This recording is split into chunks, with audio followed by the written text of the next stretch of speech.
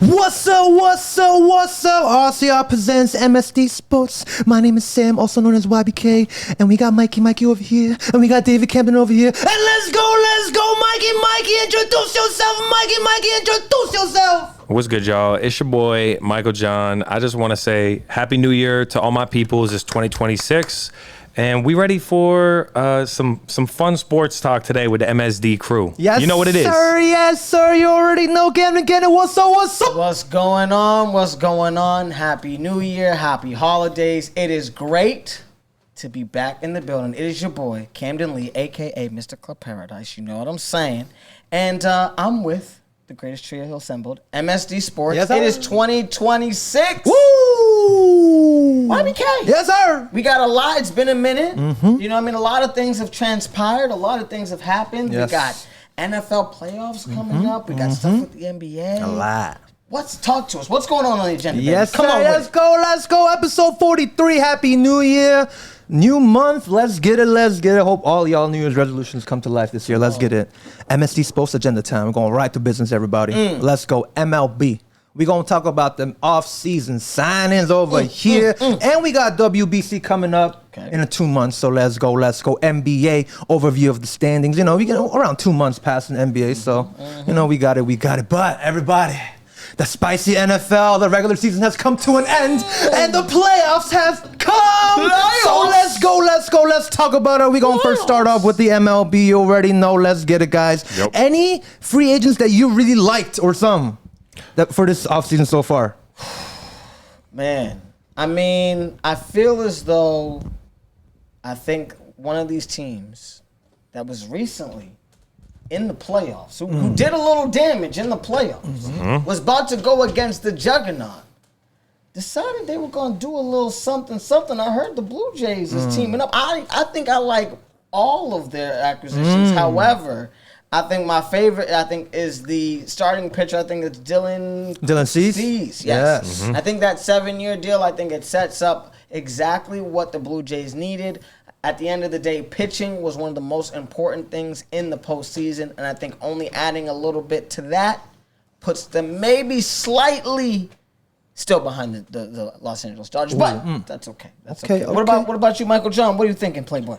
I mean, I'm looking at my Red Sox, seeing if we're gonna get one more big bat. Obviously, they got the money and want Bregman back, but Bregman's playing the field, and then Bichette and Kyle Tucker both still sitting there.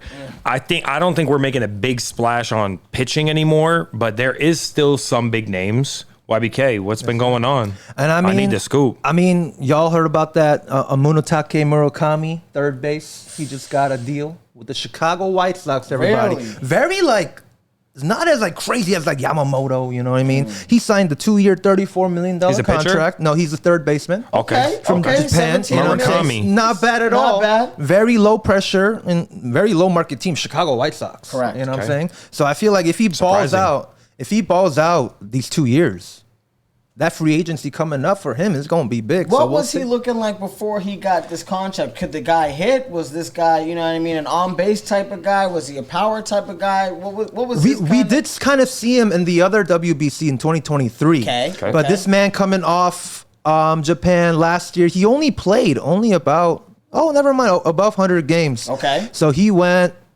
let's check, 24 home runs, 52 ribbies, and 286 batting average. Okay. But he did have a 56 home run season. He's steady in the 30s too for home runs. And he's young. He's young. So he's a bat, and he can feel his fielding is good too. Yes. Third base. I mean, he's relatively.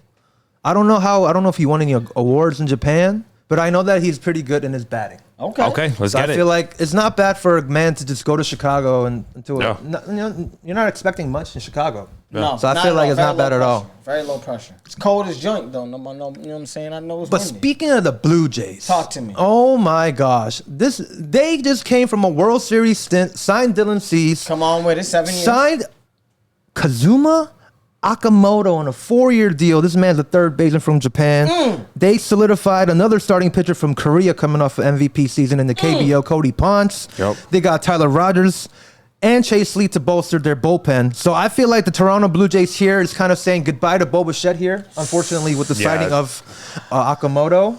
But they're like, we got to bolster our starting pitching because They've been there. They've And been to Okamoto was a raker, huh? Yes, He yes. was like a home run hitter. I Yep. seen like some clips, or I saw something saying that he was hitting dingers out there. Yes. So let's see what the Let's Blue Jays see. is trying to do something. They cooked up a great postseason this last year. did. They all of a sudden went on a run end of the year, and look at they're going all in. Do you think this is enough though? That's really what the question is. Like with them getting what 3 starting pitchers, another batter, and I think someone else. Do you think it's worth it? Two relief pitchers, 2 starting pitchers, and a third baseman who can Yep, hit. who can hit. So you lose Bichette, but you get that, and you get your bullpen and your starting solidified. rotation heated up. I think we'll see. That Do you roster think- was already do you pretty think good they last won't be year. AL East favorites here? With this offseason here? Yeah, right now. I mean, I bet you the odds are for them to win AL East right now if we look. Like, I think that Yankees, Red Sox, and Blue Jays are all relative, in that area, and the Rays might be a little bit out of, like, a little bit more of a odds, like a higher But what odds. about the O's though? They got like a whole True. 10-player free agency. They're not even done yet. It's true, but I feel like you got to give people time to see what their roster does. That's why, like, the Dodgers have a lot of continuity and they always do good. So it's okay, you know? Phillies, people like the Padres, like, I feel like it's not like you're not hearing like, oh, it's a brand new roster like this year. Yeah. They've been in contention. They've been They working. They've been working. One other Japanese player that I kind of like, he was kind of a hot topic in this offseason was Tatsuya Imai. From the beginning of when the offseason started, everyone was like, oh, the Dodgers, the Yankees. But this man was the guy who said, I want to go to a team that can beat Shohei Ohtani and win a World Series. And this man, he was 2 days shy of going back to Japan. And he signs with the Houston Astros, everybody. Wow. A 3-year, $54 million. And that's really low for Scott Boras' client. But is he nasty? Yes. His numbers are crazy. Last season, he went 10-5 and a 1.92 ERA. Nice. And of course, the ball sizes are different from Japan and the MLB. Really? But they're I smaller. did They're not know smaller. that. Yeah. Okay. It's Is it not the same weight? I don't know about the weight, but Wow. the Japanese balls are smaller. Michael John, did you know I did that? not. I had no clue. For you guys listening, I mean, it doesn't make sense to me, but I guess we found out currently that the baseballs are smaller. Yes. Oh, so it's easier for pitchers to grip them. Yeah, so That's like what Because I'm they're a saying. little splitters be smaller hitting, and yeah. the seams are can more have a defined. better grip I on it. see. Yeah. Yeah. Interesting. So that kind of is a knock against the pitchers there in a way. In a sense. Because they have a slight advantage because it's easier dynamically to pitch, but it doesn't mean they're not a nasty pitcher. Right. And that also means the hitters, though, conversely, probably have to play against pitchers who have an advantage at throwing. Yes, So it's correct. good for the hitters, actually. So agree. I guess we'll see. I think that if you could pitch it there, I'm sure you could still pitch. I mean, I feel like velocity-wise, it won't affect you much, but maybe a little bit in the break, but you'll get Breaking, used to yeah. it. I feel like Bet. you get used to it. Bet. So, I mean, the Houston Astros, they didn't make playoffs last season, so I feel No. like they're trying to bolster their starting pitching here with the emergence of Hunter Green last year for the Houston Astros. But, man, as a Yankee fan, I'm just just waiting. Yeah. Waiting for a What move are you to guys happen. doing? Right now, what is the situation? Right now, in the current situation, the New York Yankees, we just gave in our second offer to Cody Bellinger. Second. Because the first offer, we had gaps. Gaps. And AKA, you didn't give me enough money. yes. Yep. So Or as right many now, years that's as I going to be want. our main, Yeah. because I think the front office is believing that even though Garrett Cole and Rodon are coming in later in May and June, they believe that with the signing of re-signing Ryan Yarborough and having Max Fried, they believe that they can carry it through the May-June era. But I low-key wanted Imai. But speaking of Imai, I didn't mention this. In his contract, everybody, Okay. he has an opt-out every year. So this contract was very interestingly designed, where if Imai goes crazy breakout season in his rookie year, he can just opt out and get a free agent contract. That's pretty nice. So that's the one Cool. thing A I player didn't deal. mention. Yeah. Yes, So I feel like very, it's very fair. it's interesting how the Houston Astros accepted it, because there's not really much of a religion or a history of much like opting out. It's more like if you have a 10-year contract, maybe after the 6th year you can opt out. Right? But like this one, it's like the 3-year, and after the first and second year you can opt out. So it's pretty interesting. But the Yankees, I don't know. I think we're waiting for Y'all want Kyle Bellinger or Tucker? or Yeah. If you don't get Bellinger, you're going to go for Tucker. Yeah. and Bichette. then wait for the trade market. Yeah, Framber Valdez is still not yes, been signed Framber yet. still- Two, and then Tariq Skubal. There's like some murmurs that rumors. maybe he's gonna get moved. That will get you a king's ransom. Should get you. That Scooble is Should Cy get Young, you a but he king's is a ransom. rental. That's Yeah, one that's thing. what I'm saying. He is going to Yeah. be a rental. So after So, one season, he's gone. We'll So see. we'll see. Okay, interesting. So yeah, not bad. There's been some movement in MLB, but I think it. like New Year's is coming and it's kind of like people went for a holiday for a hot minute. They said, we'll go see the fam. I'm going to enjoy my time off, enjoy the New Year. Yep. So let's go talk now. Like, I think we're going to hear some more in the coming weeks. Yeah. Yeah. 1,000%. Nice. 1,000%. Thank Yes, you, sir. GNYBK. Of course. Come on with it, Let's baby. get it. Come on with it. Oh, man. Are we, what are we thinking? What are we thinking? I mean, Well, it's a new year. I think we have to, before we move on to the big daddy of them all, because we know what comes up in February. Really, on a with really it. big, Super Bowl. a really big game comes up in Come February. on We got to with it. talk about the National Basketball Association. Of course. We got to talk about our guys right now because I feel like it's been a couple weeks. So I'll start off by saying this. A few weeks ago when we sat here and spoke, it was before NBA Cup was done. And I Yes. remember I was telling you, because you guys was confident about the Lakers, I was confident about OKC. And I was saying, well, let's see if the Lakers can even get through the Spurs. correct. And the Spurs then went and look at what we have here. No longer is the Oklahoma City Thunder the greatest team of all time. All of a sudden they went from like 24-1 that night to now today they are 30-7. So they're not even 500 since then. They're barely 500 since then. You're right, you're right. Sorry. Wow, They're 500 since then. So they're not the bona fide. I like how we shifted the direction. They're not the bona fide champions, but a lot of teams have struggled. Rockets are still middle of the pack. Jokic went down with an injury. Lakers kind of fell down. We got a seesaw going on. On the East, we've seen the ascension. The Celtics have quietly climbed their way back up. I know the Knicks won the NBA Cup, but there's a lot to unpack. So I don't know what big storylines you guys have been hearing and thinking of, but I'd love to go over it all. I think before we start the show, in terms of the NBA segment, I am going to apologize to my boy Jaylen Brown. I was talking a lot because you wasn't playing like you playing right now. The way you playing right now, the way you playing right now, I seen you dunk on some people. I seen you shooting in people's faces. The way you playing right now, I'm with that. Now, I never felt like you didn't have it in you. I just felt like, and I told the boys multiple times, he ain't playing like he got that dog in him that I seen in certain occasions. It comes in for 10 seconds, then it come out. But I'm seeing it play, boy, and I love it. Okay? You're looking like somebody who used to play for the purple and gold a long time ago. You know what I'm saying? R.I.P. to the boy. But I do need to apologize, Jaylen Brown. I see you. I hear you.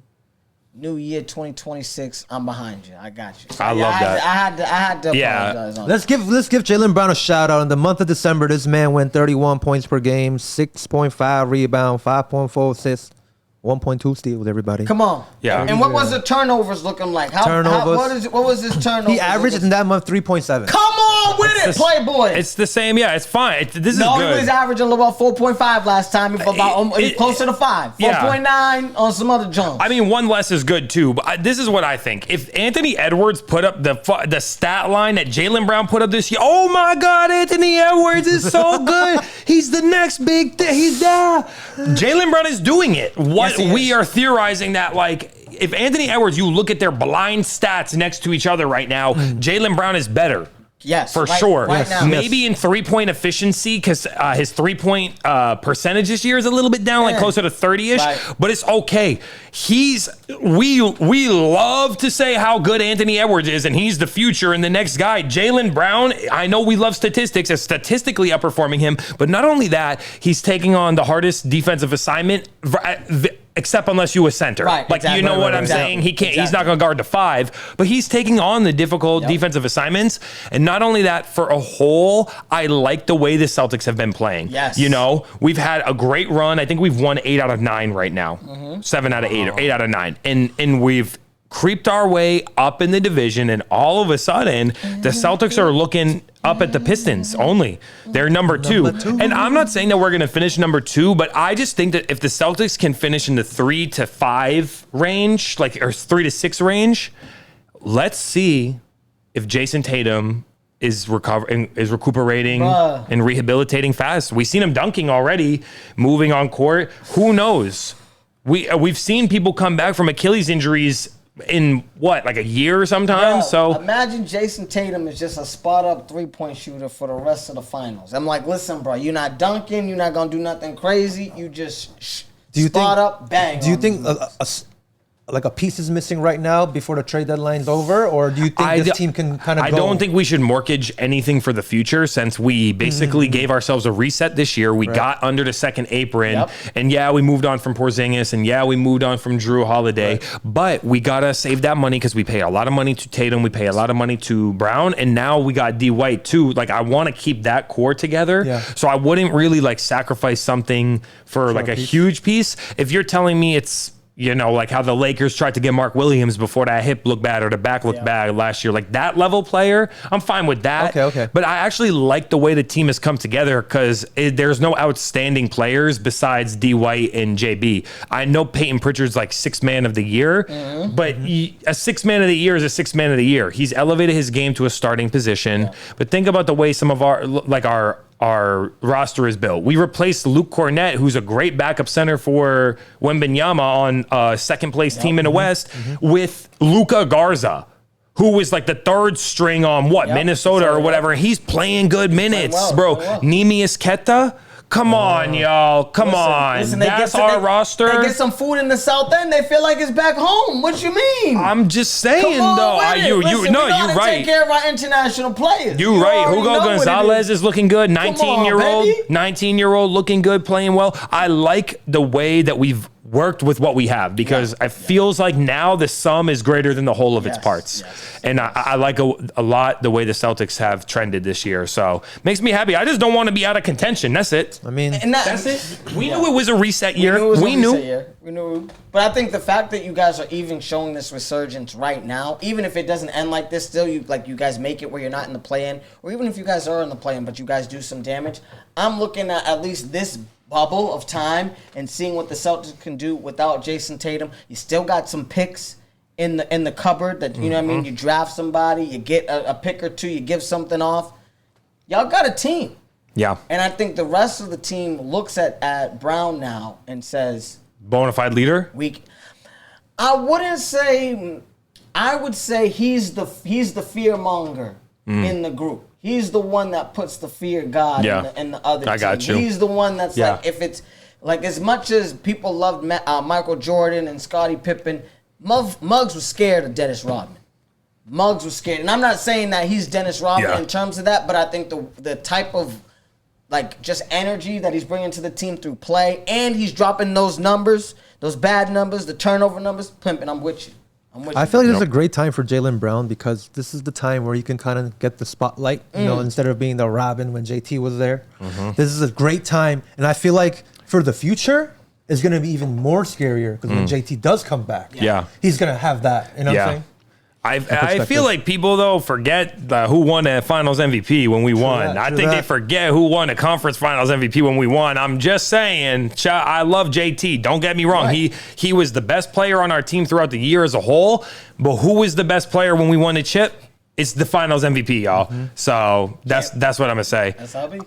Otherwise, in the East, interesting, Giannis has come back and he's playing well, but the Bucks are still trash. And I wonder what's going to happen with him. I really wonder what's going to happen with him. My cousin has been frustrated. Come to the show. Okay? He's been upset. He's been annoyed. He's been like, bro, I feel like Milwaukee has not been taking care of me. So I think he's playing to show a couple teams that he's not hurt. Yeah. But I don't think he's going to be staying in Milwaukee for that long. I just heard, because he asked me, he said, how's the weather in LA? I said, recently it's been rainy. It's been a little rainy. It's been a little cold. But it ain't like that forever. Nope. It has been rainy. You're right. So I'm just saying, if you hear something, and that might not necessarily mean the Lakers. It might mean somebody else. So, you just heard it first. Your boy might be in LA, hanging out with me. You already know shit. You might. Just see Giannis on at the Kumbo? Might be in California. No. I mean, it's crazy. He's gotta like, get out of there. crazy when you see the Celtics and you compare the Bucks and the Celtics of like this overview of 2025, 2026 It's season. crazy. It's crazy. It's as if like They they just should got Miles be where Turner. we're at. Yeah, exactly. They just got Miles Turner, like Brett Bet. Let's go bolster it up, and then look at them right now. They're not even in playoff contention. We lost 3 starters from last year. Yeah. Like, and I know they've been trying though. Milwaukee been trying, but they're trying too many different things. It's like they haven't been able to figure it out ever since Drew Holiday left, and ever since Chris Middleton wasn't the All-Star Chris Middleton. Right. They tried to plug in different pieces and pick up different people and put together different coaching Dame. staffs and teams, and it just ain't working.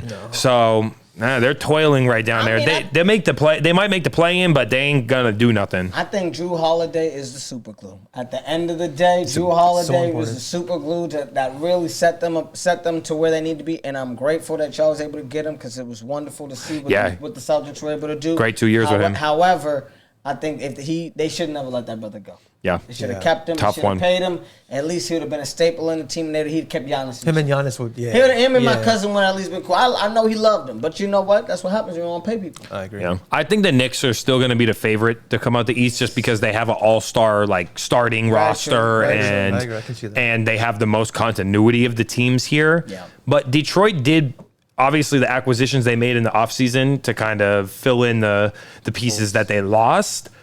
It's working. It's really working. Yeah. I'm just concerned that it's going to be like we had last year with They lose the a game Cavs. 7, you think? Well, just with the with the Cleveland Cavaliers. You're leading the division. You end up taking a nice, decent, stretch where you're the number 1 seed, and then you fall apart because you're not necessarily playoff ready. Yeah, but you know what, though? I feel like the Pacers was just one of them teams. Like, we play together. Our identity is we know what our identity is, and that's what I will say. You're completely right. The Cleveland Cavaliers, since the playoffs ain't been right because they are mediocre as hell, and I had higher expectations for them this year. I had much higher expectations for him this year. And Donovan Mitchell is a stat stuffer, but I want him to go somewhere where he can really win. I mean, they've lost their chances. Every time they've had a good record and he goes to the playoffs, he plays his ass off, but they don't do nothing. So I want to see him succeed, but we'll see. I still got the Knicks coming out of the East just because of the continuity. I think that the head coach change, like they seem to kind of be playing like that brand of basketball, but I also expect more from them. Yeah. And I do think JB was snubbed. I don't care if you won an NBA Cup or what, but JB was snubbed. He definitely should have won that over Brunson. yeah. And I'm not a hater, and Brunson's nice. Don't get me wrong. But JB deserved that. Yeah, JB is a much better defender than Brunson is, and to do it on both sides of the court, I think it's tough. I don't. And I think that's what put a fire under JB at the end. No, of the I day. agree. I think it just added a different type of level of like I gotta make this work. I mean, how are you feeling about Miami and Bam and them boys? I feel like I expected a lot more from Bam this year. I know he got a little cuffed up, you know what I'm saying? Him in Asia, doing that little thing, creating their little superhumans. Y'all doing y'all thing over there, I appreciate y'all. However, what's going on with the ball, man? Michael John, talk to me, baby. I mean, he ain't been right. You're a newly married man, but you ain't dropping all your responsibilities. I don't know what I'm saying. I'm just confused. I don't really think the Miami Heat has a good roster in general, so maybe that's part of it. And I know he's been hurting a little bit this year, Bam specifically, but I don't know. I felt like he would be more of a focal point, especially like no Jimmy Butler now. He's gone. He's out of there. A lot of young players who are trying to find their spot in the rotation and roles, and I just don't. I know Tyler Hero like the scorer of the team, and Wiggins is kind of that other guy. But I feel like when Wiggins came in, Bam is like the all-star level guy, and Wiggins is like the level below him. Exactly. You feel me? Exactly. And Hero is right there. Like I would say Bam was ahead of him, but I don't know. They're mediocre again. Let's see if they go to the playoffs because this year the East is competitive enough that Spo might be able to do some. Just got to get there. It's infuriating to me that I feel like Bam is a generational player. The man can defend all 5 positions if you needed to, and he can score like nobody's business. But I feel like the offense is not being ran through him. And I don't know if that's a coaching decision. I don't know if at the end of the day, Bam doesn't have that dog in him to score because he can defend. I'm not saying he can't defend, but I'm talking about actually scoring 24, 26, 27 a game. I don't see it. And I know Miami is a very in to out team where it's like, okay, I need to get it to the low block, kick it out to my 3-point A lot of shooters, yeah, shooters. Score. But it's not like he's getting feared on the post. So I'd rather feed him in the first and second half, at least to get that, open some things up. Because everybody knows he's not really going to score like that. He's not going to take over a game where he's going to score 44 in a game.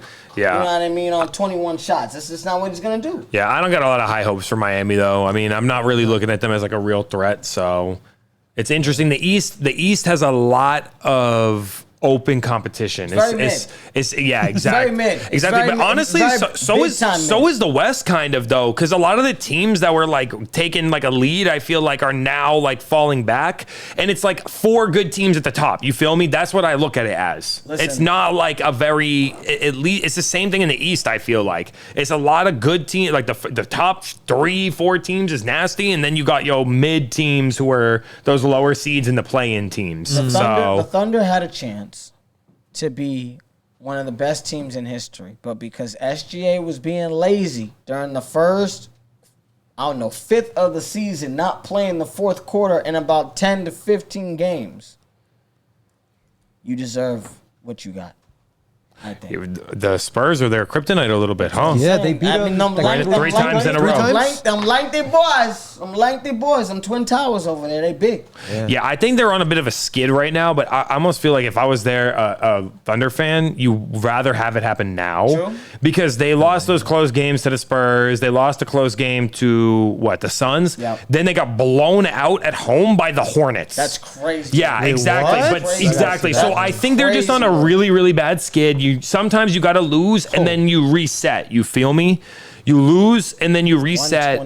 It's just crazy because they have one of the best. They had the second best start of all time, and now we're sitting here 2-3 weeks later saying, let's take a pause on it. It's not an automatic, but. You also had Denver still sitting there who'd been right on the heels of the 2-3, and now Jokic is down for a month with a bone bruise in his knee. And who else is down for a month to 6 weeks? Cam Johnson with a bone bruise in his knee. And then who else is down? Aaron Gordon just came back right now. Christian Brown finally came back. So they lost 4 of their starters. Jamal Murray, shout out to Luke who got him in a trade in our fantasy league because he been going crazy because all them players is out. So I do feel like right now is the moment for the Spurs to capitalize on the ailing Nuggets, get ahead of them, the skidding Lakers whose defense has been ass the last few weeks, the Rockets and Timberwolves who have been sitting there, good teams but have been kind of a little bit underperforming what our expectations would be. I think the Spurs moment is now to make a run because it's going to be important who gets the 2. I still think the 1 seed is in the hand of the Thunder, and they're gonna turn it around and start winning games because they're gonna start hitting their shots and they're gonna start playing better defense too. They're gonna be like, we're locking the hell down. Do you think it's time for Wemby to increase in minutes, or do you think it's like, okay, I'm gonna?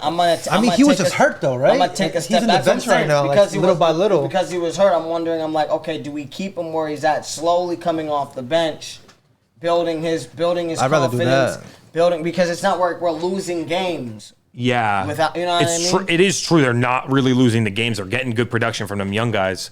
I don't know. It's like Embiid. Like, are we gonna take him off our roster? Are we gonna sit him, or are we gonna play him? And because his knee, my knee's hurting, or this, you gotta just play him and see if he can sustain a season. Because I know when you tall like that, all them 7-footers always be having issues like this. It's rare, I feel like, that you see the longevity of someone like 6'10", 6'11", 7 feet, 7'1", who handles the ball, will go into the post. Like Dirk Nowitzki is a bona fide Hall of Famer and in a top scorer all time because of that size, but also the sustaining it all them seasons. Wemby we need to see him stay healthy. So the question is, I'm scared, right? Because I don't want him to get hurt. True generational talent on this one. And Do you want him to? Do you want to try to let him play, or do you want to stave him? Like, you can't rush him, but also, bro, we need to see if he can play a season. That's why I'm keeps hurting the ankle, hurting the knee. That's why I'm like, bro. I'm like, I don't know what to do, because I'm like, every single time I get him on a stretch, he comes off of injury, he gets hot, he plays 4 or 5 games that are excellent, and then boom, we get something in his blood, or we get something in his foot, or we get something in his eye. I'm not 100% sure of exactly what it is, but such a gamble. it's always something. So I'm like, listen, do we need to sit you for 2.5 weeks and let you get right, and then we're gonna let the horses go?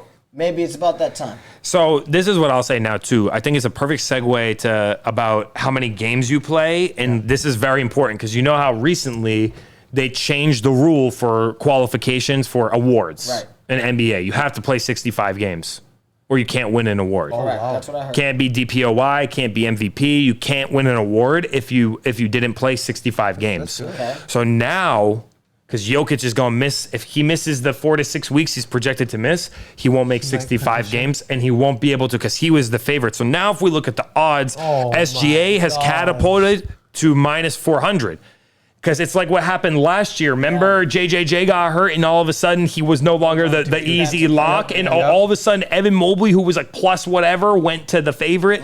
And Wemby got hurt, and then it was JJJ and Mobley and like someone else like vying for it. But it's crazy because after that, you have Luka plus 400. And here is where I'm glad that at least I'm seeing the names of people that I think do deserve respect: Cade Cunningham and Jaylen Brown. Oh, wow. Because they're the next. They're a little bit. They're longer odds for sure. It's plus 3,000 for Cade and plus 4,000 for JB. But I'm glad that they're the next ones there. And it's just basically now a race between SGA and Luka at this point because Giannis missed too many games. He ain't gonna make the mark. And now our homie Jokic is going to miss too many games to make the mark. The question is this, though, because, Wemby still led the league in blocks last year. Correct. Dude played half a season, and he led the league in blocks. So I wonder if that's like, if it's getting like 5-6 block a game. That's what I'm saying. Is it stupid to say it's 65 games, or can it just be? Can we just leave it to the discretion of the voters? Because it's almost like stupid to put a finite number on it. Because what if I played 64 games and I had such outrageous year that I'm still the bona fide MVP? You feel me? I think it shouldn't be 65. I think it should be 60. Interesting. I think 20. You missed 20 games, which is what? 20% of the season, something like that. Or is it 82 on, what is that? It's 82 games. Yeah, that's 20% of the season. You missed about 20% of the season. I'm okay with that if you have an injury, if you're balling out. But I think the NBA has been losing so much revenue due to viewership that they're saying you guys got to play. And I think that's where I think that 65 number, I think to me is slightly ridiculous. Yeah. But I do understand because you don't want guys to be not playing games. Like Kawhi, I think that 1 year or a couple years ago, I think he played like 42 games or something, but he averaged 33, 8, and 6. And it's like if you looked at those numbers, you're like, oh, he should be the MVP, but he only did like 30-something games or 40-something games. So it's tough. It's tough. I don't like that. I feel like the voters know. What is your as a GM and someone who's trying to get his players to play? Yeah. What do you think? I don't like putting a number on it. Like, it could be you can miss a month like Jokic and then you're done. Like then it's like what? I can't get MVP anymore. Like even though I go or DPOY or comeback player of the year or like you see what I'm saying? Like I feel like the comeback player of the year one is kind of weird too because like what if you average like 2 points per game and you have an opportunity next year someone gets injured you get a starting lineup and then you get hurt though. You play like 50 games. Exactly. You can't be that's what I'm saying. That's what I'm saying. That's what I'm saying. It's an arbitrary number, and the voters are like, we need to respect that. Like the people who get the votes to vote for these awards, like will have the discretion to say that person didn't play enough games that they warrant votes this year. I almost like it better because then I trust people versus like making like this like number guideline. Although I get it because you said it perfectly. You can't be incentivizing people to sit out and the whole rest management, I get it, but maybe it goes both ways too, because maybe if you rest a little more, they're more likely to play 70 plus games if they sit out 12 games a year, right? I don't really know. I like watching my favorite players play every game. I just know it's not feasible and it's hard athletically on them. So I do feel like SGA is going to win the MVP, though. Now that Jokic is down, I think it's just in his hands not to blow it. Well, that's what I'm saying. He's sitting every fourth quarter, so he's saving his legs. So that's why I feel even in this race, I'm kind of like, you know what? This is he ain't been sitting the last game, 12 games, fourth quarters, because they've been having a fucking win. They've been having to do something. But I'm just saying. Nah, but them like 25 games though. The minutes that he played compared to the NBA, Shea definitely has that advantage. 100%. Yeah. 1,000%. So I mean, if he stays on the floor, damn, go back to back. He'll get a tainted. Good for you, Shea. MVP. Yep, good for you. Back to back. Damn. It's more of a back to asterisk. Wow. We'll give him. You know what I mean? It's like Steve Nash when Steve Nash won them back-to-back MVPs. I love you, Steve, but it's a you want win it, Kobe? asterisk. You want Kobe to win? Boy, you tripping if you didn't think Kobe was winning that MVP. I know. You wildin', straight wildin'. But speaking of Kobe and speaking about my purple and gold, we need to wrap this up with the Lakers. Okay. Yep. My question to you guys: the Lakers. Do we need to make a move? Or as constructed, are we going to be okay? I'm confused. I don't think we can win a chip with the squad right now. I just don't see it, dog. I don't see the flair. I see Luka can have 40 a night. I see LeBron can have 31 a night. I see Austin can have 22. But I don't see it all clicking every single night. I agree. I feel like we do need a piece here, maybe like a bona fide superstar here. But one thing that I don't like about the standings is I like how we are. It's like we're like 22 and what? 22 and 11. Yeah. So pretty much the win percentage, we're pretty much third place in terms of win percentage, right? But the only thing I do not like about this stat here, guys, is the point differential. Yeah. Bro, we're 0. Yeah. To be in the top 3 in the Western Conference, to be 0 difference that's a problem. That's what I'm saying. That means we're barely. We coin flipping almost like Golden State has a better differential. Yeah, with a 500 that's record. Worrisome to me to see. So, yeah, we do maybe need a piece here or two. That's what I'm saying. I think we need something. And I don't know. I mean, yo, boy, got to come. Mr. Antetokounmpo got to... Who we giving up? I'll give up everybody. You give up LeBron? No, I'll keep Luka, LeBron, and give up everybody. Keep Luka, LeBron, and give up... whoever they want. Reeves, Aiden, Rui, anyone. Put them on a platter. Here you go. Give me my draft picks, too. And then you get Luka... Giannis, Brown, and see what happens on that mix. Because this mix ain't working right now. That's the problem. It's really not, dog. It's not. But then they ain't got nobody to play. We already old as a mug. Who we gonna get? We need a. We gotta do something though. The defense needs to play better. They gotta play cohesive defense and they gotta play with intensity. Bro, we can't. Old man can't play defense. Old man can only score. Come on with it. They're playing Olay defense. Ole. That's what I'm saying. They're just letting people blow by. Yeah, we definitely have to do something. If you want to make a splash in the playoffs or make the playoffs, we at least make a move. You gotta play some defense and play defense. I don't know what y'all got to do, but y'all got to get some defense. Yep. You are right, too. Luka. I heard my boy Trae Young's on the docket, though, too. I heard that, too. Would y'all get rid of a couple pieces for Trae? How old's the guy? I'm not sure that would fit your team, though. Oh, in our squad? I don't know about our squad. And he's not going to fit on the Celtics, either. We don't need that. We need something. Trae, what is he, 27? We need something. 27 years old. Oh, he's on a little bit of a down year too. 19. He been injured this year. He played 10 games this year. So I don't know, man. I don't think we have enough, and I don't think there's anybody out there other than Trae and possible Giannis that we're gonna go to. Yeah, I don't know. Who's gonna be out in the market and trade deadline? I don't know, man. That's tough. I don't know. No, but that point differential really gets me. It's like, yeah, it's cool, but it's like, what is that? Trash. Absolutely. There's no lead. Yeah, I know. Yeah. That's why talking about people not playing fourth quarters, that's why they don't play, because their point differential is so crazy high that the OKC hella times just play their bench. Yeah. What is OKC's point differential? Like 13, bro. It's like a record pace, bro. We're talking about like an all-time record pace. And even with this skid for them right now, they're still on they still could have a historically great season. 13.6. Give you a 10 spot, I'm still gonna win by 3. I do like this though. People in the East East? Y'all are Who leading. leads in the East? Celtics. Let's go! Wow, that's Cool. crazy. That's cool. That's all good. I will say this. Shout out Missoula. He's playing well. Shout out Missoula. I mean, not playing well. He's coaching well. He's coaching well. No, he could probably still Put play. me on. Let's also- Put me But he in. might be playing during them practices. Yeah, he got that True lefty. that. He got that lefty pull. I seen it. All right, well, I think we had a good little cover. NBA has had like some good mix up. I like that it hasn't been run away with in the last 3 weeks by the Thunder going crazy. I'm glad they came back down to earth because now we have some. We actually have a little bit of surprise to talk about. Like, you know what I mean? What do we got? Boring. It would have been hella boring if OKC was literally like 40-1, and we're like, bro. That's what I'm saying. This kind of makes I was me ready to think- just give him the cup without playing it. So yeah. I'm glad that I didn't rush to it because This makes me think, like, seeing like how OKC kind of fell, like they didn't fall, but like, you know, compared to how they started, Yep. it shows me how dominant that Golden State Warriors team was. yeah. It makes me think that 2015. Oh man, Yeah, but think about Holy. this. Think about this. What happened to that Golden State Warriors Oh, team? And what about their they- documentaries and stuff they talked about?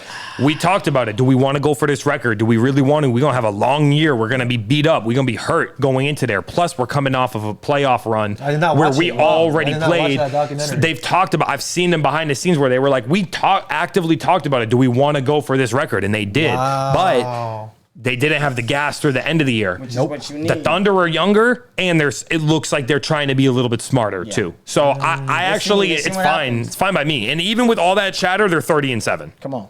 true that. Come on with it. True that. So maybe not going to break the record no more, but Listen. talk to me. Let's go. Come on. You said a number. Mikey. Mikey said a number, okay? He said 30-7. Oh, Right? And as we jump, cause you might be noticing what I'm wearing right now. Okay, my little gear, my little Patriots jump. As we jump to the next segment, the NFL.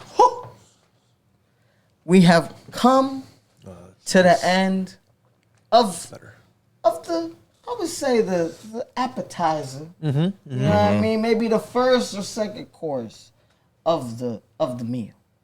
However, we getting into the bang shabang doodle lang. Yup. Cause the NFL playoffs is here.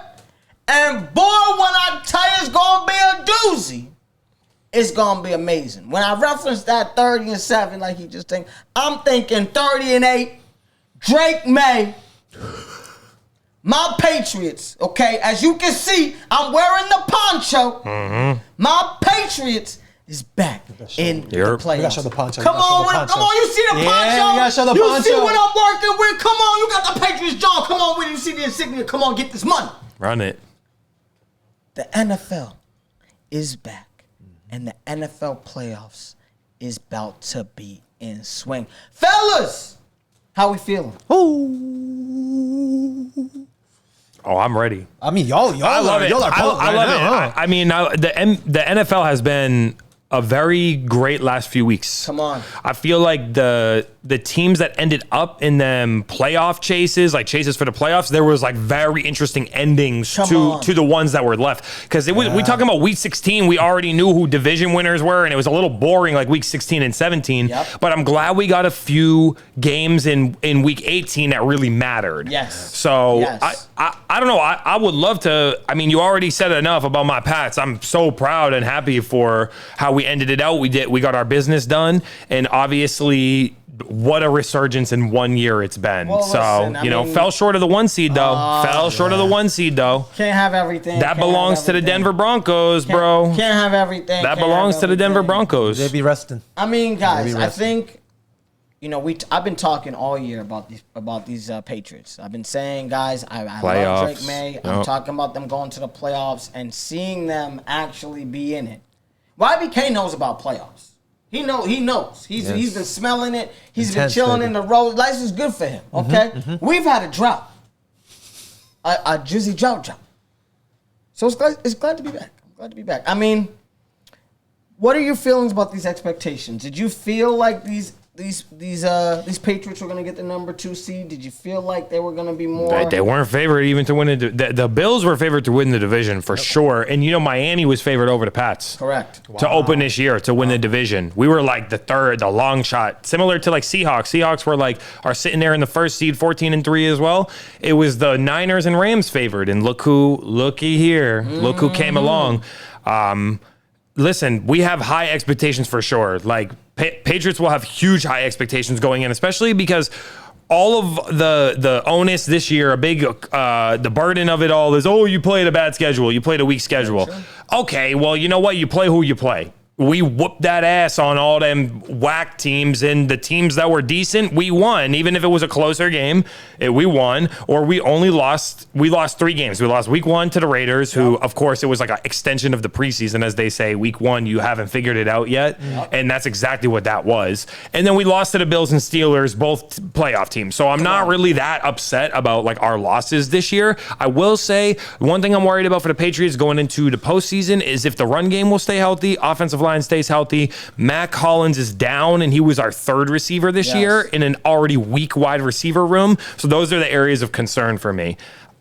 Let's get it. I'm so happy to play the Chargers. Do you see the Chargers sat Herbert and everyone on against the Broncos, right? Everybody other than Keenan Allen, because Keenan Allen ended up getting those incentives for them catches. But everybody else really sat. It was a trash game.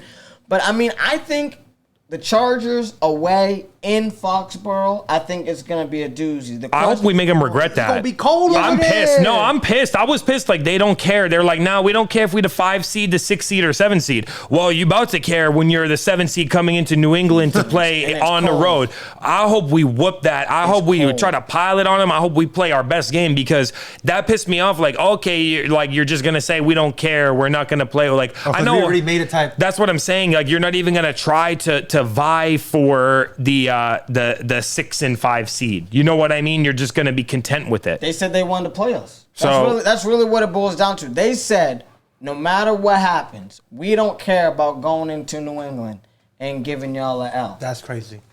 Now, I think they going to get an L.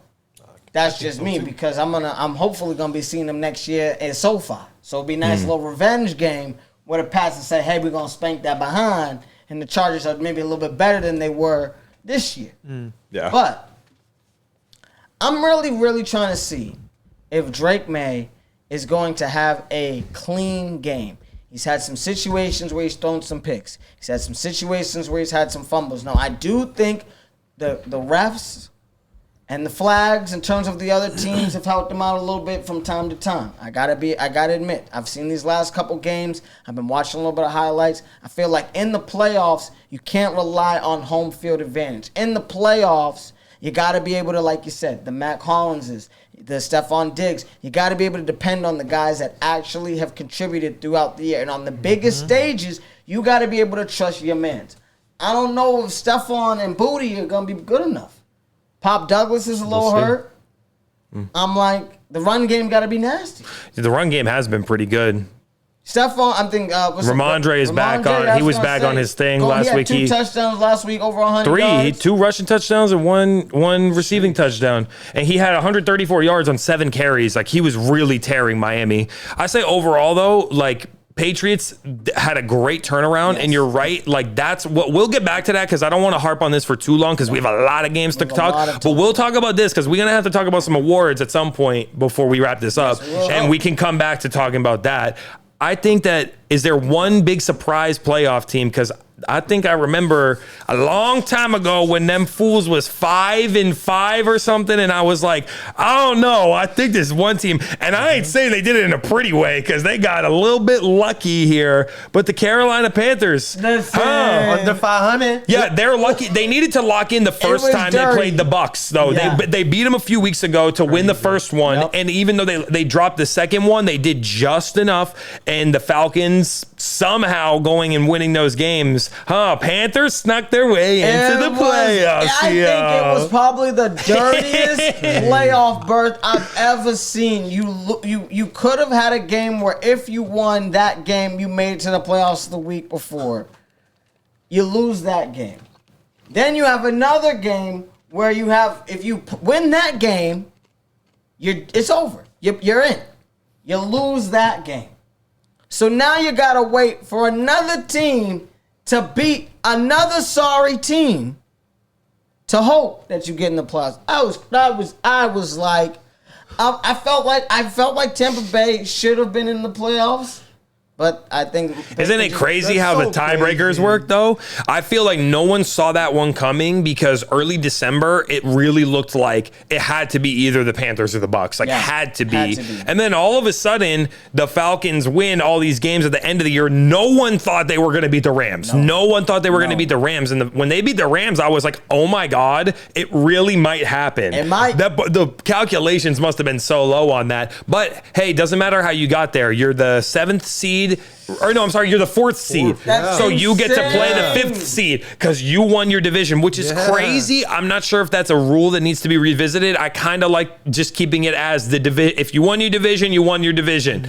It goes a long way. That, like, you know what I mean? Don't hate the player, hate the game if you mad at the system, because I know a lot of people think the Rams should be hosting, but they had a chance to win their division and be the number 1 overall seed. That's the incentive of having a better winning record. And now Carolina has a chance to do what the Seattle Seahawks did when Marshawn had his beast mode run, right? The beast quake, when they knocked off the Saints, and they were I think 7-9 that year and won the NFC West. No way. So let's see. I don't think it's going to happen, even though they beat the Rams a few weeks ago.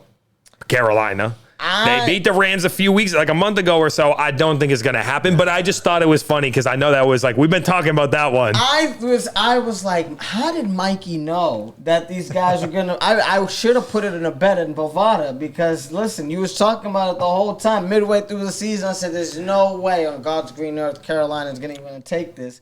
And they're in the playoffs. I think it's unbelievable. I mean... There's been a doozy in these last couple of weeks between Seattle, the Rams, San Francisco. Yeah. I think all of these guys could have had the number 1 Such a good division. And just a juggernaut of an NFC West. Do you think the NFC West is the best division in football? Right now, bro. For sure. I will give you the thumbs up. Yeah. I agree. Yeah, YBK, imagine if the Eagles was in that division, brother. Crazy. Instead of NFC East. What a division compared to the South. What are the standings in the NFC West for the people that aren't able to understand their stats at home, aren't able to see at home? We all got the Seahawks 1st seed, 14-3. 14 and number 1 overall seed. And the Rams, 12-5. 12-5 And the Niners tied, 12-5. Come on with it, 12-5. Yeah, it's crazy how many wins that top three top three teams has. But you know what? Did any of you guys really see the Seahawks winning all those games? First off, the 30-16 comeback was crazy. I don't know if you guys watched it, but shout out to that team, because it's not. You know how we were just talking about the Lakers? Are they going to make a big move? No, it's not always a big move. It's the right move. Yep. You know who Seattle traded for? From the New Orleans Saints, Rashid Shaheed. Yep. So, and look at the impact he's made. Not necessarily as a receiver, but in the special teams. He has had some nasty returns, and that return touchdown keyed that comeback. Fourth quarter comeback, down 30-16. And we was talking about it. Sam Darnold needed a game where he locked in and like clutched up. And he does enough to win. I know last year he kind of choked out against Detroit at the end of the year, and then in the playoffs he didn't do great. But 2 years in a row, we're talking about a team that's 14-3 or 13 wins or more. 13-4 and then 14-3. Come on, I mean that's. But here's the thing: I felt insane. I felt like with JSN, Cooper Kupp, Sam Darnold, Charbonnet, and Kenneth Walker, I felt like it was a good team. I felt like it was good. I felt right? like I thought just good. But that's what I'm saying. I thought it was a good team. Respectfully good. Yeah. However, ain't no Rams. However, you gotta admit, Seattle's defense has played amazing against a lot of these teams. So, I mean, to see Sam Darnold do what he's doing in the regular season, that doesn't surprise me. I think Mike McDonald being a first-year, I think he's a first-year coach. Yeah, bro. For being a first-year coach. Mikey Mack. I think that gives me a little bit of a little bit of uneasiness for Coach of the Year, just a little bit, but I still think we're okay. Vrabes is got to get it, but I mean, McDonald has a argument. He has an argument. He has an argument, but I do think you have a quarterback that's already won 13 games, another team before, And you know what I'm saying. So I like think that. I saw Seattle making the playoffs 1,000%. I didn't see them winning the division though. I thought they were gonna be a sneak-in wild card team because the Rams and the 49ers were gonna be duking it out to the end. Yeah. Not Seattle and and San Fran. I have a question. Run it. You see Sam Darnold in this last game to kind of seal this number 1 seed. They didn't put the ball in his hands that often. Kenneth Walker III and Zach Charbonnet had a lot of carries, and they really took over a lot of the game. I was pleasantly surprised. I thought it took a lot of pressure off him. Did you guys watch that game, and what did you feel about that? It was one of them type of games, huh? Yeah. And that was a real testament to how good Seattle's defense has been, because I know that the defense obviously is gutted from 49ers, but they still playing tough because Fred Warner, one of the best linebacker in the league, if not one of the best linebackers in the league. And then Nick Bosa with the knee injury. Yep. Plus, Kittle's been off and on. Really, it's McCaffrey who's kind of been the person carrying that team the whole year. Because whether it was Mac Jones or Brock Purdy, the offense has been good. Yeah. 3 points given up after they've been putting up like 40 pieces. Like we're talking on the Rams and on Chicago and that shootout, and we're talking like high scoring games, bro. Purdy going crazy, and I think that was what this game was. You don't need to. Darnold, at least, this is what I'm gonna say. Darnold is athletic enough to make a little scramble, make the play, extend, but he's not like you look at like the Eagles quarterback, Jalen Hurts. He's only gonna throw the ball 20 times, kind of because like you have to keep it in that game plan. He's not a throw the ball 40 times around the yard. Sam Darnold is like, it was a good game plan because you could still let him throw 30 times, get a couple hundred passing yards, but it wasn't like hard throws or forcing the ball downfield. Like you said, it was try to just make a good drive. Let's try to let both of our running backs. It's that sort of game, a gritty, hard hitting, like we fighting in the trenches. Let's just take points when we can get points. And a goal line stand, they had a goal line stand, which was very important because in those low scoring games, those goal line stands are so highly magnified. Yes. So shout out to the Seattle Seahawks. I would vote for Mike McDonald if the Patriots didn't have the type of turnaround they did, but shout out to that division too. And I think the 49ers stand a chance. We can talk playoff games too, of course, because how do you feel like it's San Fran going into Philadelphia, I believe. So I would be a little worried right now as a Philadelphia fan, but I'm not a Philadelphia fan, so I can't. You could tell us what it's like as a Philadelphia fan. Right now, at this point, we're a 3rd seed, 11-6. Okay. Coming into the season, we rested everybody against the Commanders the last week, but that too, it's like I saw a video the other day where like the Eagles haven't been playing like the Eagles of last year type. Yeah, the brand of football. Like totally different identities. Who's Nick Patullo or Kevin Patullo? And it's like the whole season we haven't been balling as the same as almost 2024. Not even close. And we're coming into the playoffs here against the San Francisco 49ers. I'm pretty worried, but I feel like now is the time where just use Saquon because you didn't even use him this season. So it's that time to activate. Yeah, I think he went 1,100 yards or something this year. Not that much. Not nearly. Shout out Devontae for that 1,000 yards. You know what I'm They saying? let him play the first quarter. They let him play the first quarter to get I like that too. No, But that's fine. It's a good little milestone I feel to like put it's on going to be a good test here. If we take the W here against the Niners, if we blow them out, like how we play, then you would feel good. We right? will feel very good coming in. The thing is this, you guys did hold Buffalo to what? The 2 touchdowns and obviously the failed 2-point conversion to win the game. So you guys won 13-12, right? Or something like that. So the defense for the Eagles might be the saving grace for them. Not saying that they're like a defense like Seattle or like Houston Texans, who we haven't talked about, but we can get to them too. But they've been a good defense in random games when y'all needed the defense to lock in. And like if they can do that, if you could hold San Francisco to 20 points, 14 points, 17 points, I think that's a formula. And the Eagles been to the tournament and won the last one. Right. So let's put some respect on them as a whole. But it does feel like I'm not feeling the fear or dominance like the Eagles of last year. Exactly. When even if a team was scoring on them, you go like, we about to hand one off. We're gonna hand one off to Saquon, who about to rip one. Like he's bound to rip a long one, or we're gonna feel confident putting one up for Devontae or AJ to get. Exactly. It hasn't felt like a dominant year from from their offense. So we'll see, though. I think that they have a shot, but I'm not going to lie. I'm leaning towards San Francisco right now. Even with the injuries, I just feel like Shanahan's got the offense rolling, and McCaffrey hasn't had to carry the ball quite as much. It's been the receiving. He caught over 100 balls this year. So like they supplemented the run instead of just handing it off to him too much to 102 receptions, bro. Plus he still rushed for like 1,200 yards. It's like over 2,000 scrimmage yards or close to it. So I feel like I'm seeing George Kittle ready to lock in. Jawan Jennings playing well. I'm leaning towards San Francisco, I think. I liked Philly too because they're the reigning champs, but like, I don't know. My whole thing is you got Ricky Pearsall out. You got a bunch of injuries on the 49ers, and that's really my concern. Is like I'm not really concerned about like if everybody's healthy who starts the game from Philly to San Francisco, that San Francisco might not be able to pull it out. But I'm concerned that there's an injury here.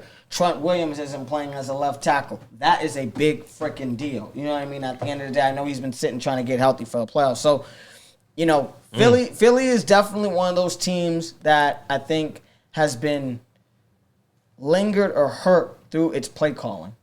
And I'm hoping that this playoff really will, you know, show that the play calling has extended, has grown, has evolved. Because at the end of the day, putting up 13 points in the playoffs is not going to cut it unless it is the Super Bowl. Yeah. And it's a juggernaut. You heard what Sirianni said after he said like something one game I saw like, oh, I gotta be able to like get in and like help like make sure the play calls is the best play calls. Like, you know, he was like he said it in a respectful way. Like he was like, I take blame for us losing or the shortcomings. And I like that about him because he kind of has had the little like he argues with the fans a little bit and like he's a little goofy, like he's an interesting type. Like I'm not like sure what sort of, you know, it's not like a super strict coach, right? He's not like necessarily a player coach, but he's accountable. And I like that he said, I got to get in there and help. Kevin's been doing a great job, but I got to get in there and help. And if our direction ain't going the right way, I got to get in there and do some play calls or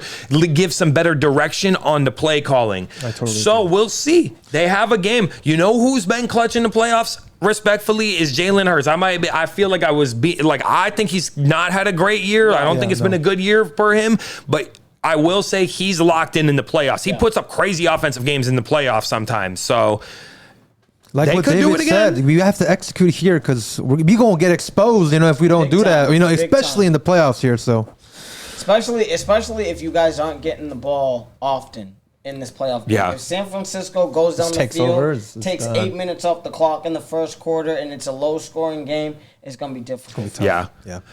You know what team I was disappointed did not make the playoffs this year? My biggest disappointment? Talk to me. It's not the Ravens, who I also remember I picked them at that same time I picked Carolina, who barely came up short. It's the Detroit Lions.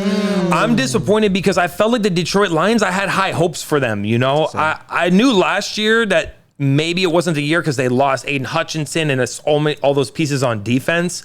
So it made their defense susceptible. And then, of course, they came against the Commanders who were cooking on offense last year. Jaden Daniels healthy. So that's where they ran into it after being the first seed last year, right? Detroit. So this year, I really wanted to see them in the playoffs. And their division is usually good, which was a very relatively good division because Minnesota was still like a mid team, but like 8-9 or 9-8. I forget what they finished. But now it just left Green Bay and Chicago. Green Bay got the lucky end of the stick even after Jordan Love got injured because they didn't have to play them last two games after the Steelers beat the Lions a couple weeks ago because they couldn't overtake the Packers no more, and the Bears locked up the division. So the Packers had the luxury of sitting Jordan Love and letting Malik Willis, and Malik Willis kind of cooked. I don't know if y'all saw the games that he played, but he was looking good. Like, he was running, gunning, and stunning, baby. He was. He might be going up for a contract. That might have earned him a contract with another team. Really? You know what I mean? Could be the Jets. He looked better than Justin Fields for sure. Could be Miami. You know what I'm saying? I don't know. I think Tyler's gonna stay in New Orleans, but you know what I mean. There's definitely some teams out there that he could have earned. He might earn a bag for. What do you guys think about that Green Bay Chicago matchup? That's a good one. They're 1-1 versus each other this year, and both teams kind of like had like upset wins. If you watch the games, like the Green Bay won the game that it felt like the Chicago should have won, and Chicago won the game that it felt like Green Bay should have won. You know, when I watch a lot of those games, I'm gonna be honest with you guys. And please comment, you know what I mean? Let us know in the comments, you know what I mean, on YouTube, wherever. I feel like the refs control them games. The players don't control nothing. I feel like they show up, they hand the ball off to their running backs. The running backs are fine. But as soon as them guys start trying to throw some passes, I feel like I see too many yellow flags. It's so frustrating. It's infuriating. I feel like I don't know which quarterback's going to finish the game. Obviously, Caleb Williams is going to play. But I don't know if Jordan Love is going to play. I don't know if he's throwing 3 touchdowns. I don't know if he's leaving in the first quarter with a head injury.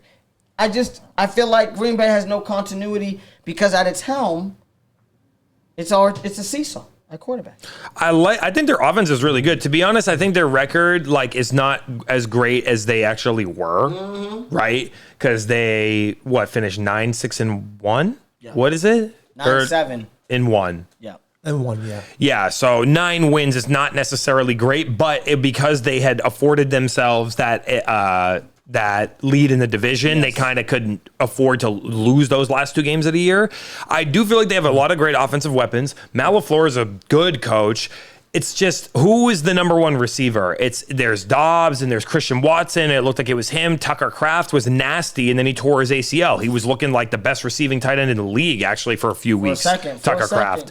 So that's my fear, but Josh Jacobs has been nasty yet again. I give him respect. I didn't think he was going to be as nasty as he was when Vegas decided not to re-sign him. I think they were Oakland at the time. Yep. They decided not to re-sign him. I actually like the offense overall for Green Bay. I think the biggest hole for them is since Micah Parsons went down with a non-contact ACL tear, you don't have the pass rush. You can't get the defense off. Like, I don't have that dog to either get y'all to double team him and open up my other guys to get one-on-ones, or that one guy to get in and make a play when you're in a close game down the playoffs, because they always in close games even with their backup QB. I give them that respect. On the flip side, Chicago is a bit young. Right? They're very young, new coach as well, Ben Johnson, who should be on the list for coach of the year. Wouldn't win it. I think he's like the 4th or 5th option for me on the list. I think Liam Cohen might be one step ahead of them, and then Mike McDonald, then Vrabel. But I will say they have improved greatly this year, Chicago. Yes. Great draft for Kyle Monangai, the backup running back, and DeAndre Swift. They've been a really good balanced attack. And Caleb Williams has taken one step forward. I don't like how low his completion percentage is. I do like that he's good at improvising. So they have a chance here. He likes going to the tight ends who Loveland. Yep. And he can make a little move. DJ Moore kind of came on down the stretch. Yep. Rome Odunze's got to get healthy because Luther Burden ain't going to do it himself. No. I think both teams, though, do have, I like their rosters, and I like that they're 1-1 against each other, because this is a toss-up to me. Yeah. I love divisional matchups in the playoffs. I think I might. I feel like Chicago doesn't have the experience. I'm worried if Jordan Love has Jordan Love game, a 3-touchdown quarter game, or first half game. I think Green Bay just runs away with it, and I don't think Chicago's going to be able to catch up. 35-26 type John, you know what I'm saying? Something crazy. But all right, yeah. Should be interesting. Yeah. Should be interesting. Well, I mean, the NFC does look pretty stacked as well, but I feel like the AFC, we did talk about New England and the Chargers, but did a little bit. Houston has punched its way back to the playoffs, but they only got the wild card because they didn't finish ahead of the Jaguars. The Jaguars had a great year. Houston, though, had a good turnaround. It was 0-3 to start the year. So that's pretty good. I was cursing out C.J. Stroud, and I remember in the beginning, 12-2, then 4, something like that. Yeah, crazy. That's good. 11-1 to end the year is crazy. So, and of course, we saw the ending with Pittsburgh. Y'all saw Pittsburgh and Ravens ending this year to make that matchup, huh? I mean, I was at the edge of my seat watching this Pittsburgh-Baltimore game because I had money on Pittsburgh. I felt like it was better TV to see Aaron Rodgers in the playoffs. That's just me. And I put my money where it likes to be seen. Anywho, I was on the edge of my seat. I felt like it was an amazing game. Baltimore, I tell you, you guys have had the worst breaks over the course of the last couple years. And when I tell you this last one, I need to talk to the boys. I felt like coaching really was the deciding factor for this game and the reason why we don't see Baltimore in the playoffs. I mean, you have Derrick Henry, who is running for $130+, and you had about a minute left. I felt like Aaron Rodgers left too much time on the clock for you guys, for them, you know what I mean, so that, Lamar could go down the field. And what happens? They settle for a 40-yard field goal after they just saw an extra point get whiffed by the wind. Make it make sense to me. Well, I'll say this. I think the fourth quarter was incredible of this game. I think it was a great game. I can't believe Aaron Rodgers had a vintage performance. And I know that the secondary for the Ravens has been suspect for the last couple of years. Yes. Only want to give off like 500, multiple like 450, 500-yard passing. And Kyle Hamilton went down, who is the heart of their secondary. Yes. However, Aaron Rodgers is like 43, 44, and that fool can't even run out of bounds. He can't make it. He ain't fast enough, and he's slinging. He was slinging.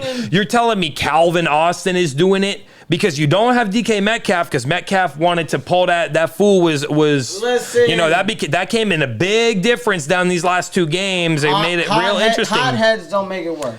But I feel like they made the plays, and then honestly, the Ravens made both plays. Even on that drive, the Ravens should have had the game-winning drive when they got the touchdown with 2 minutes left to Zay Flowers, who burned the coverage again for the second time in one game. Yes. That should have been the game. So you can't really fault like the offense at the end of the game when you get the ball with like 30 seconds after the Steelers score with like 40 seconds or 30 seconds, whatever, and you don't have no timeouts or like left. You can't really kill the clock, and you have to move the ball. You get the nasty return by, what's his name? He had a nasty return, Mitchell, I think their kicker, to give him like, wow, we only need like one strike to put us in field goal range, and you got it with a great play by Isaiah Likely to go up and grab the ball. Right.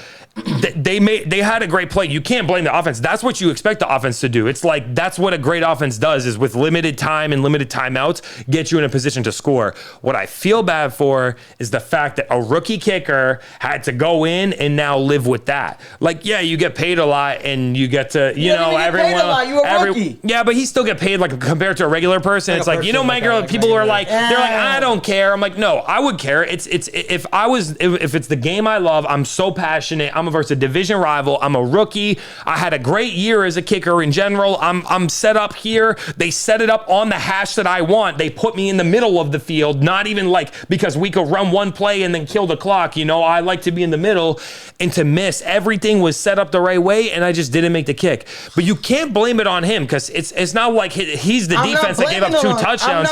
I just feel bad because it's like, wow, but that was a microcosm of the whole year for the Baltimore Ravens. That was that. Underachieving, not getting the job done. It happened week 1 when that offense went out there and gashed the Bills, only to let the Bills come back in the fourth quarter and squeak out that 40-39 victory or whatever it was. 41-40, and that was like that was the microcosm of the whole year to me. That kick being missed. But great game. You're kind of right. I was like, well, this would be a bad way for Aaron Rodgers to end his career if he loses this game tonight. Because I don't really care about the Ravens just barely making it into the playoffs. Correct. Because it's not like they played dominant like we expect, like the Bills to be a great team every year. 12 wins, even I know they didn't win the division, but 12 wins dominant. I'm kind of happy that it happened to be the Steelers, and I think the Steelers might be the upset pick of the weekend, because I'm assuming that they're the underdog versus the Texans. I don't know what the line is. I'd like I'm gonna look it up right now, because I think that might be the team. They're playing at home. And Houston's offense has been very mid. Their defense might be the number one in the league, but their offense has been so mid, And I think if you're playing in Pittsburgh at home again, and you're going against those big boys, and DK is back off of suspension, he's going to be charged up. When I tell you this boy's going to be gassed up, he's going to be gassed up. And I think Aaron Rodgers is saying, boy, if you go to those sidelines, I'm going to smack you, because I'm going to feed you 8 targets, 132, and 2 touchdowns. Yeah. I can just see him just feeding that boy for the dead. Their problem is the run game, I think, more than anything, because Jalen Warren and Kenneth Gainwell aren't great pure runners. Right. We gonna be able to beat you up and make you tired like Derrick Henry will. You feel me? Like we're not that. It kind of reminds me of the Patriots a little bit, but Ramondre's getting his toughness back, which is good because Travion could be that like fast guy. Yeah. But I like you need to have two good running backs. Like at least they can catch the ball. Jalen Warren and Kenneth Gainwell,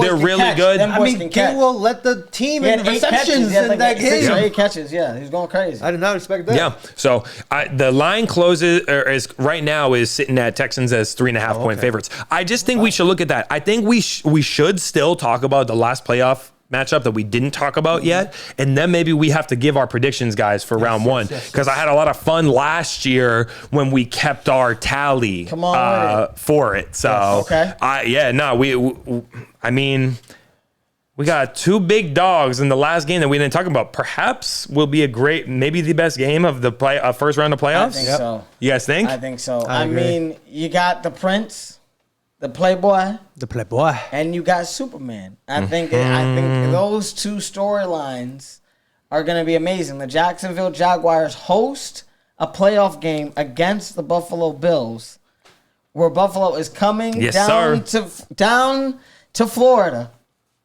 to hang out in Jacksonville. I'm a little concerned. Who are you more concerned for? I'm way concerned. Buffalo or Jacksonville? Oh, Jacksonville. I feel I'm concerned with Jacksonville. Jacksonville about to get their ass whooped, you think? Yeah. I mean, if Superman decides to put on his cape, he loves the playoffs. Like, this is the thing about Superman. During the regular season, he's like, oh, I'm a Clark Kent, and I might do a couple saves and stuff like that. But when it's the playoffs, it's like he's going against Lex Luthor. This man is turned on his cape. He ain't even Clark Kent for 5 seconds before another doomsday situation comes. This man going crazy. So it's not the offense of the Bills that I'm worried about as much. It's the defense because their run D has been terrible. So, Travis Etienne had a good year, definitely an improved year. Yes. That's my boy, my fantasy.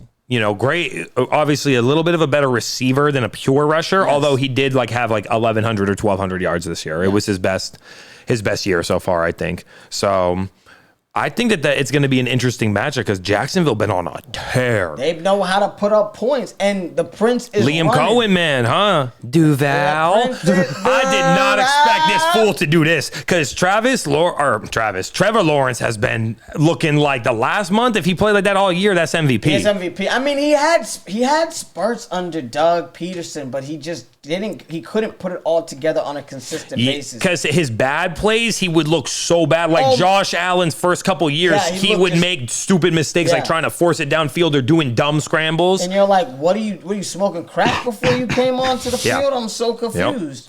So I think this is an interesting game because I think Buffalo knows what it's like to have a guy like Josh Allen, who's erratic and also amazing. And I don't think Jacksonville has enough experience yet. They play this next year, Jacksonville takes this.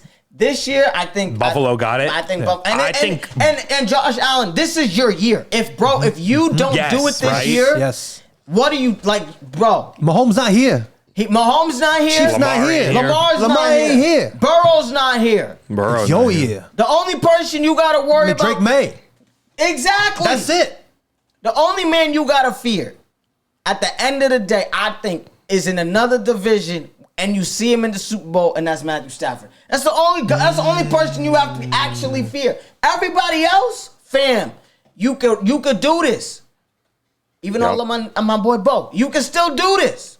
But yeah, I see Bo Nix and my boy Josh Allen going against each other for the next round. I think that'd be interesting. I think it doesn't because it goes like that, right? No. Or is it the other way? No. So the way that the seeding will work, right? So there's 7 seeds in each conference. Right. Denver's got the first seed, so they get a week off, and Seattle's got a first seed, so they get a week off. The highest remaining seed, right, who wins will play the next highest remaining seed, whereas Denver will automatically get the lowest seed who advances because they have the favorite. But I think there's a really great way that this will work out for my Pats. I would love to see it work this way. If Buffalo takes down Jacksonville and Pittsburgh takes down Houston, we'll host Pittsburgh. That would be I would love it. That would be an easy game if we get through the Chargers and then we could play Pittsburgh and let Buffalo and Denver go beat each other up. Yeah, go play a tough game in Mile High. High, because we'll go into Mile High if we have to off of like a tough game versus Buffalo. And be all right, right? Yeah. Or Buffalo has to come Go to Foxborough. Exactly. So I would love it. That's my ideal. But that's how it's going to work. So I think that there's a lot of interesting matchups that will come here. I do think I'm ready. We got to go through. I think we're going to have to pick here. Let's go. We're ready. I think we're going to have to. Are we ready? I think we got to pick We're going to start from here. AFC right here. Okay. We just talked about it. I'll go first. Game 1. Game 1, Buffalo Jacks. Buffalo Jacks. I'm going Buffalo.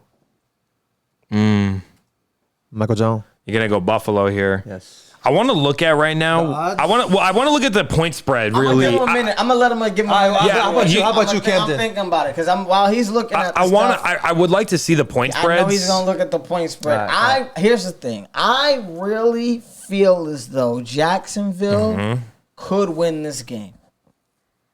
I just can't put my money on Jacksonville right now. Right. It hurts hard not to. It's hard. Like I just can't do it. So I'm gonna pick Buffalo. Oh, Okay. we choose Buffalo. Only because my other upset later is gonna be Pittsburgh, and I don't want to. Okay. So I don't. I got feel like you. this makes more sense to All me right. in terms of guys who've been playing in the playoffs. It's just me. I want Buffalo to win, and the spread's giving Buffalo 1.5, but I'm gonna go with Jacksonville.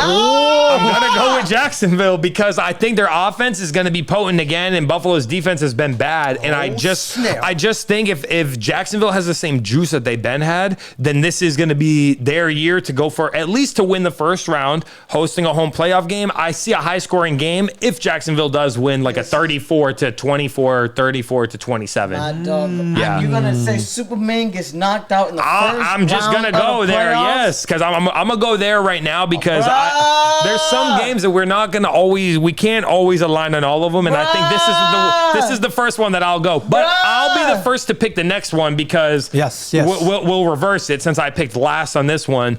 The Los Angeles Chargers are coming into Gillette Stadium, and I think New England is going to cover whatever spread we have on them. I don't know what the point spread is, but I'm going New England for sure. I just feel like they're a really sound team. Our special teams is good. Our defense is good. Our offense is good. The only team to have top 5 units in all the units for the whole year. And it's not like we have no one spectacular player besides our quarterback who had an amazing year. Come on with it.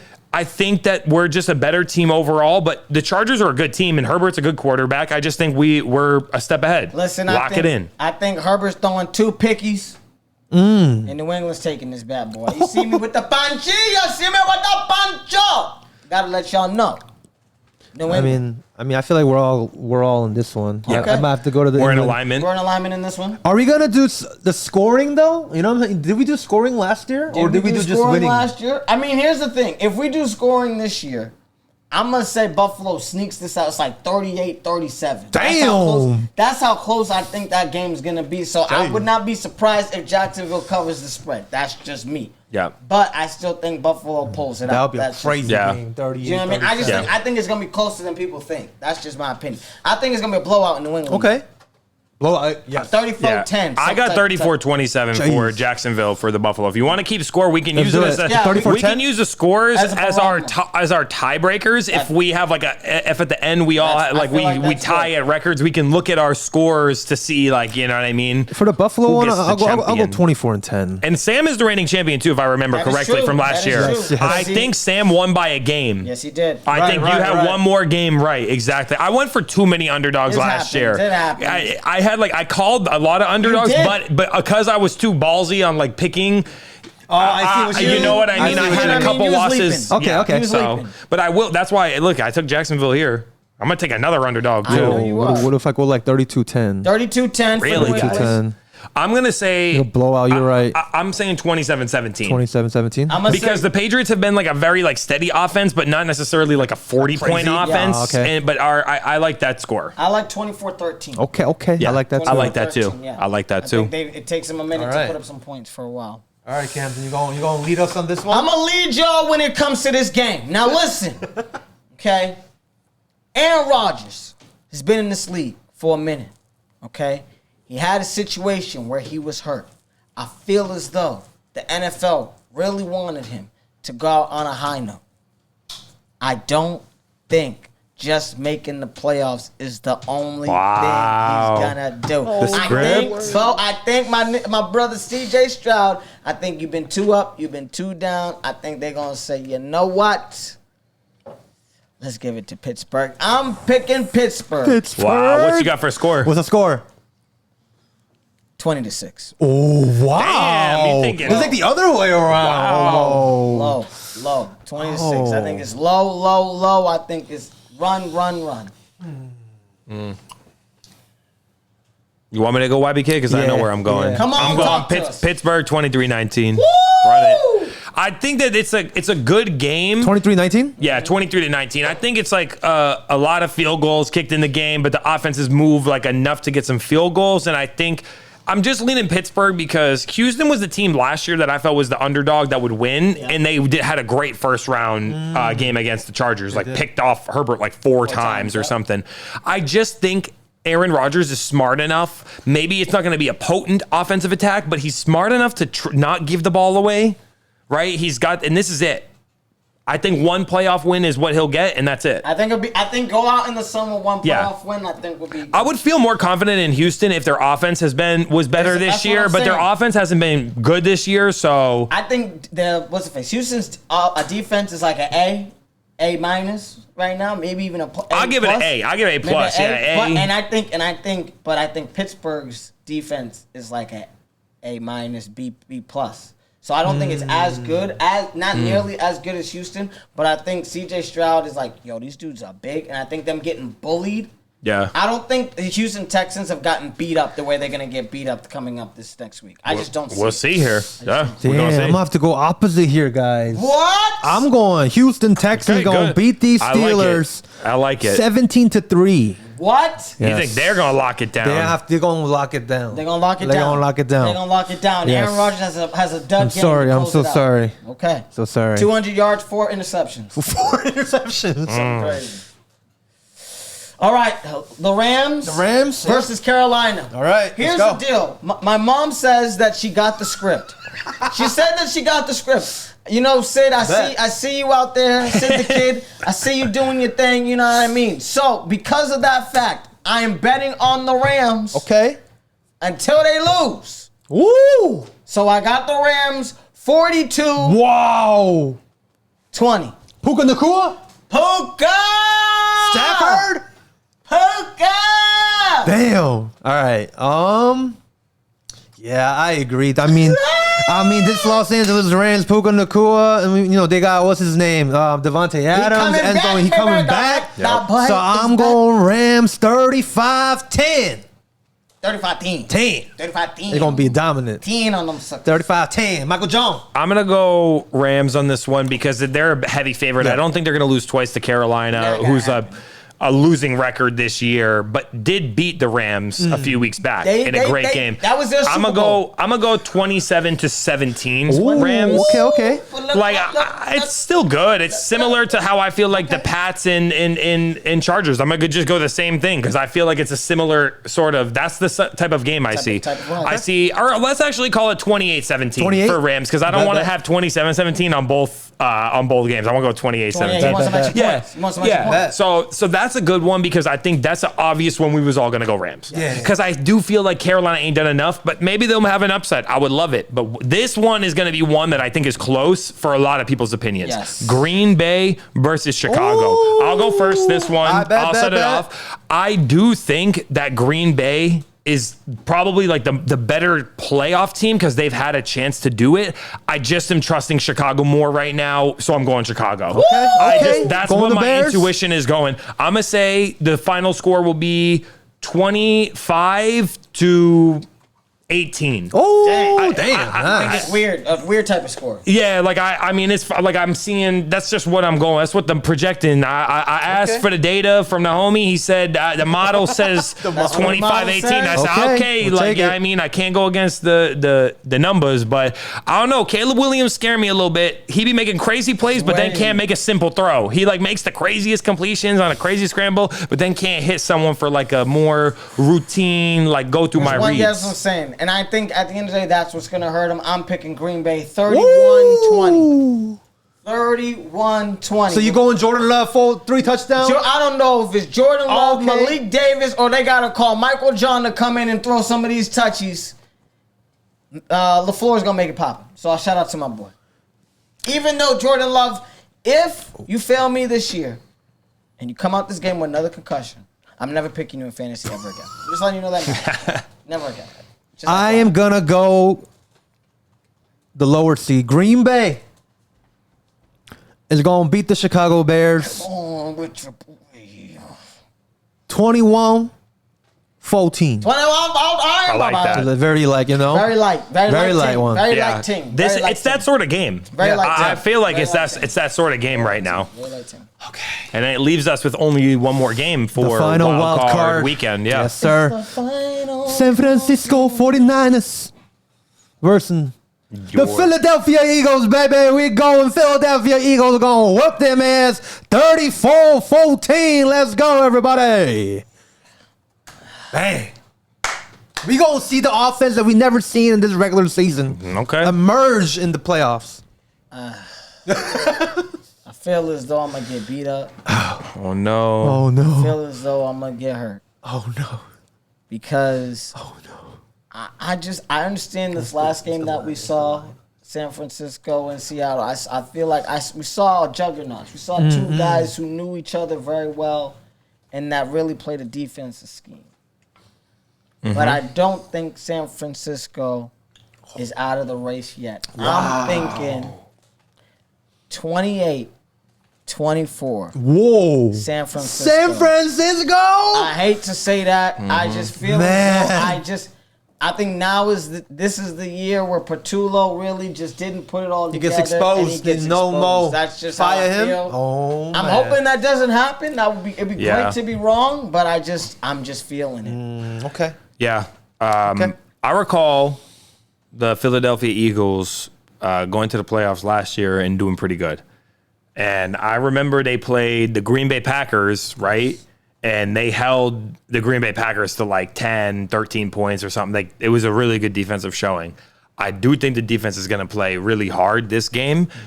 This is where I'm a little split. Head and heart, like head and gut. I see. Because my head's telling me it's Philadelphia and my gut's telling me to go with San Francisco. But, now that we've discussed the facts and we've left it there, I'm going to go defending champions are going to make it out the first round. It's going to be 23-21. Okay. A close You think game. it's gonna be close? It's one of Okay. those. I think it's going to be a close. close game. I think that it is. You'll see a couple touchdowns from San Fran because the offense is good enough to move it. I just don't have it in me to expel them from the tournament yet. The reigning crazy. champs. So run it. Super Bowl champions. Let's get it. Wow. Yeah. Let's go. Wow. We got it. That's That was a big- game time decision for me. That I was, had to that hear was. your guys' input believe and be you. like, That damn, was a I game had to time. like. Buzzer beater. I really don't want to go against Philly. I just hate Patullo. I just don't trust him. The at end of offensive the play day. calling And has been very suspect. And so that's where I'm like, bro, you go against Robert Saleh, which is a great defensive team, and you say, hey, you know what? I'm gonna let you know, McCaffrey, you're not running none of these balls.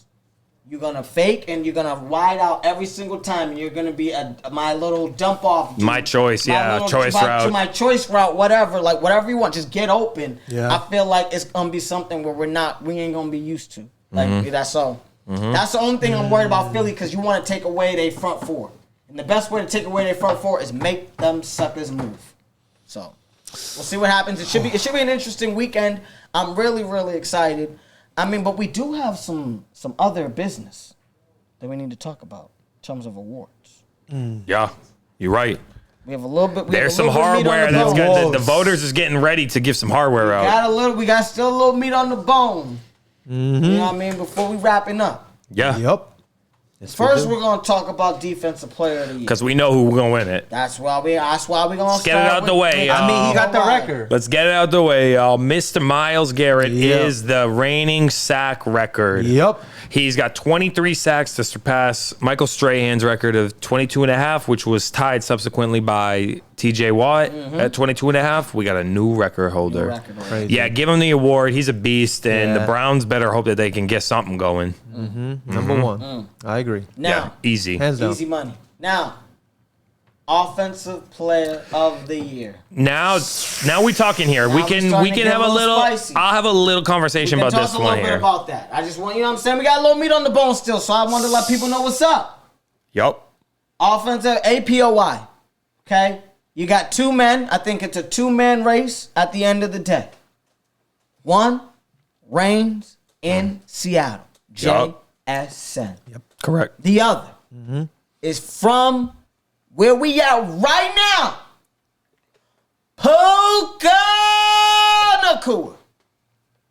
Guys, looking at the numbers, YBK, Yes, sir. can you break it down for the people? And can you let them know what the business is doing? It's a very close, in terms of stats here, we got a very close over here. We got JSN leading the NFL. Wide receiver yards, 1793. Okay. And then we got Puka right behind him with 1715, guys. They both have 10 touchdowns. Okay. Jason played 17 games? He plays that all 17 games. All 17 games. Puka missed one. Well, Puka basically missed 2 because if you remember, he got injured to the Ravens, and he missed a lot. Like Whole half. yeah, that's what I'm saying. So think about that too. And Puka led the league in receptions, 129 catches, 1,715 yards. So he fell short by what, 78 receiving yards? JSN. I think that this was locked up when we was talking a few weeks ago. JSN, can he break 2,000? And we were like, he's going to fall short if he has one bad game. And then he had that one bad game because they lost to Carolina and he fell short. I'm sorry. I think Puka Nacua is the best wide receiver in the league, and I think he's the offensive player of the year. I disagree. Like, I know JSN been nasty all year. I just watched, from what I've watched them both play, I just think Puka Nacua makes unreal plays. Even the one that didn't count when they was trying to get that field goal at the end, the one-hander that came loose a little bit. I'm sorry. I think Puka Nacua is the offensive player of the year. I've had the privilege. Me and the shorty, you know what I'm saying? We were able to go out, do a little thing. We had a little date time. It was nice. We went to the Rams game. I got to see the Rams in Detroit play. When I tell you, I saw Puka doing some things I ain't seen another brother do, and the whole stadium loves him. Honestly, I think he's one of the lifebloods of the Los Angeles Rams. I'm picking Puka Nacua. That's what I'm doing. Yeah. Puka. Come on with it, baby. Come on with it. It was a great season. And Devontae was down, and you was still balling. So a lot of people was talking about, oh, he's getting open because of Devontae. Nah, that brother's just getting open. The thing is, Devontae was just really good in the red zone, but Puka Nacua was good everywhere. Yep. Yeah. It don't matter where you put him. He ripped a 55-yard rush touchdown this year too. Nasty. Yeah, let's not forget that. But All right, Sam, guys. what's your prediction? I want you to tell me who you think, because I think that the public might have a different opinion. Yeah. I'm going the other way, and I'm going to have to choose JSN. Okay. This man, from the beginning of the season, my fantasy picked JSN. I did not expect anything from this man. Yeah. Nothing. Nothing. He's just my wide receiver one. All right, just slide him in there. But come on, guys. I saw this man at SoFi when, Seahawks, they lost that game, but JSN had this one-handed catch.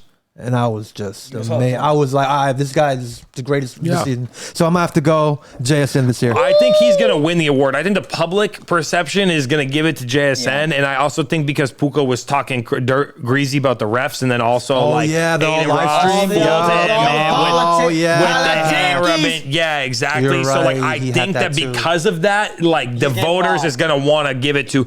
I just think from what I've watched and the fact that he played one game less as well as another half, I get it too because he plays with Stafford, but Sam Darnold's also, he loves finding an affinity with someone and feeding the ball there. So yeah, I think that award at least went up for grabs with the end of the year that Puka had. I agree. So I mean, we gotta talk about this. Talking about we're going from Puka and Jason, we gotta talk about Coach of the Year. Yeah, of course. Because definitely. You know what I mean? Mac McDonald, you know what I mean, possibly being he's the second place to me. Throwing the Seahawks into the playoffs, having the number 1 seed. I think it's an amazing situation. Yeah. I do feel like it was a decent team though that he inherited.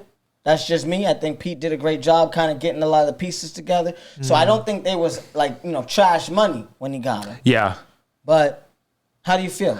Well, the Patriots went from a 13-loss team to a 14-3 record. Come on! So that's, by that standard, I understand, because Mike Macdonald wasn't expected necessarily to be coach of the year. It was like a bit unexpected because the Seahawks were a long shot to win the division.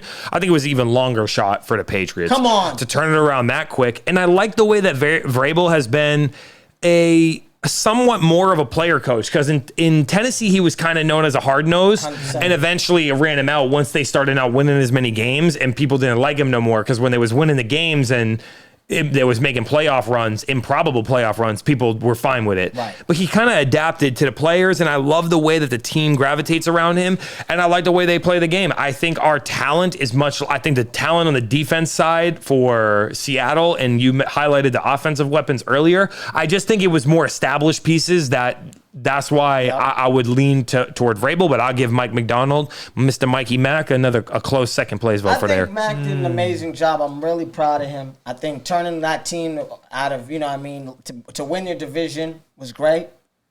Ain't nobody, okay? Your boy, your mans, okay? I had the Patriots winning 9 games this year. I was like, oh, let me put my couple dollars on 9 games. I wouldn't even think about winning the division. Wouldn't even smell it, bruh. And I'm watching this improbable week to week, month to month. The team is continuity. Stephon is coming alive. We were concerned about Stephon being a toxic trait to the league, to the team. He's running it. Him and Cardi B. Opposite. Him and Cardi B running the show. Yeah, I will say this is the one knock, if you're going to look at the argument, is that the Seahawks play in a tougher division, so they've had a tougher schedule, and the Patriots have played easy. But I keep hearing that, and it's like, listen, you play who you play. Right. I play the schedule in front of me, so. That's it. Judge me how we do from exactly. So if you play in the same division as the Jets, you're going to play a team automatically that has a terrible win-loss record, and then Mike Macdonald as well, or not Mike Macdonald. Vrabel. From the Miami. It's our other homie. You feel me? Because. We have Mike McDaniels. Yeah, McDaniels, bro. We got it's not a good team. We have a low. Okay, that's those games right there that are bad. And if you look at some of the head-to-heads, you could be a good team and lose to a bad team, so it doesn't matter. I'm gonna give it to Mikey V. Okay. Mikey V, but it's the battle of Mike Macdonald and Mike Vrabel. I love it. That's really what it boils down to. Who are you leaning, Sam? I'm gonna have to lean towards you guys a little bit. You know what I'm saying? The Patriots coming off last season. Come on, rebuild. You know what I mean? We didn't expect anything from y'all squad. And 14-3, what? I say it's almost for 1 seed, you know what I'm saying? Yeah. It's still tied with Tied Denver. with the 1 seed. Yeah, so you guys are still chilling. So I feel like Vrabel definitely deserves some respect. Definitely. 1,000%. Yes. 1,000%. Definitely. Yeah, it's a fun turnaround. Very fun. What about comeback player of the year? Have you guys thought about that one? Because I was thinking about, a lot of times I give it to someone who came off injury. And I know people were joking, maybe Phillip Rivers, but he didn't do enough because he just played a few weeks. Aiden Hutchinson came back, but he didn't have a great year after he injured himself for Detroit, and they fell short.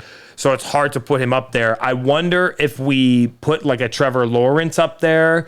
Hey, Travis Etienne had a really improved year too. But I wonder would Trevor be eligible? Did he have an injury last year? No, I mean comeback player of the year is just described as someone who wasn't doing good maybe too. It doesn't have to be an injury. You know what I mean? That's a great question. What about Chris Olave? Olave is the favorite now to win it. I was thinking, he had those concussions last year. He kind of balled out this year.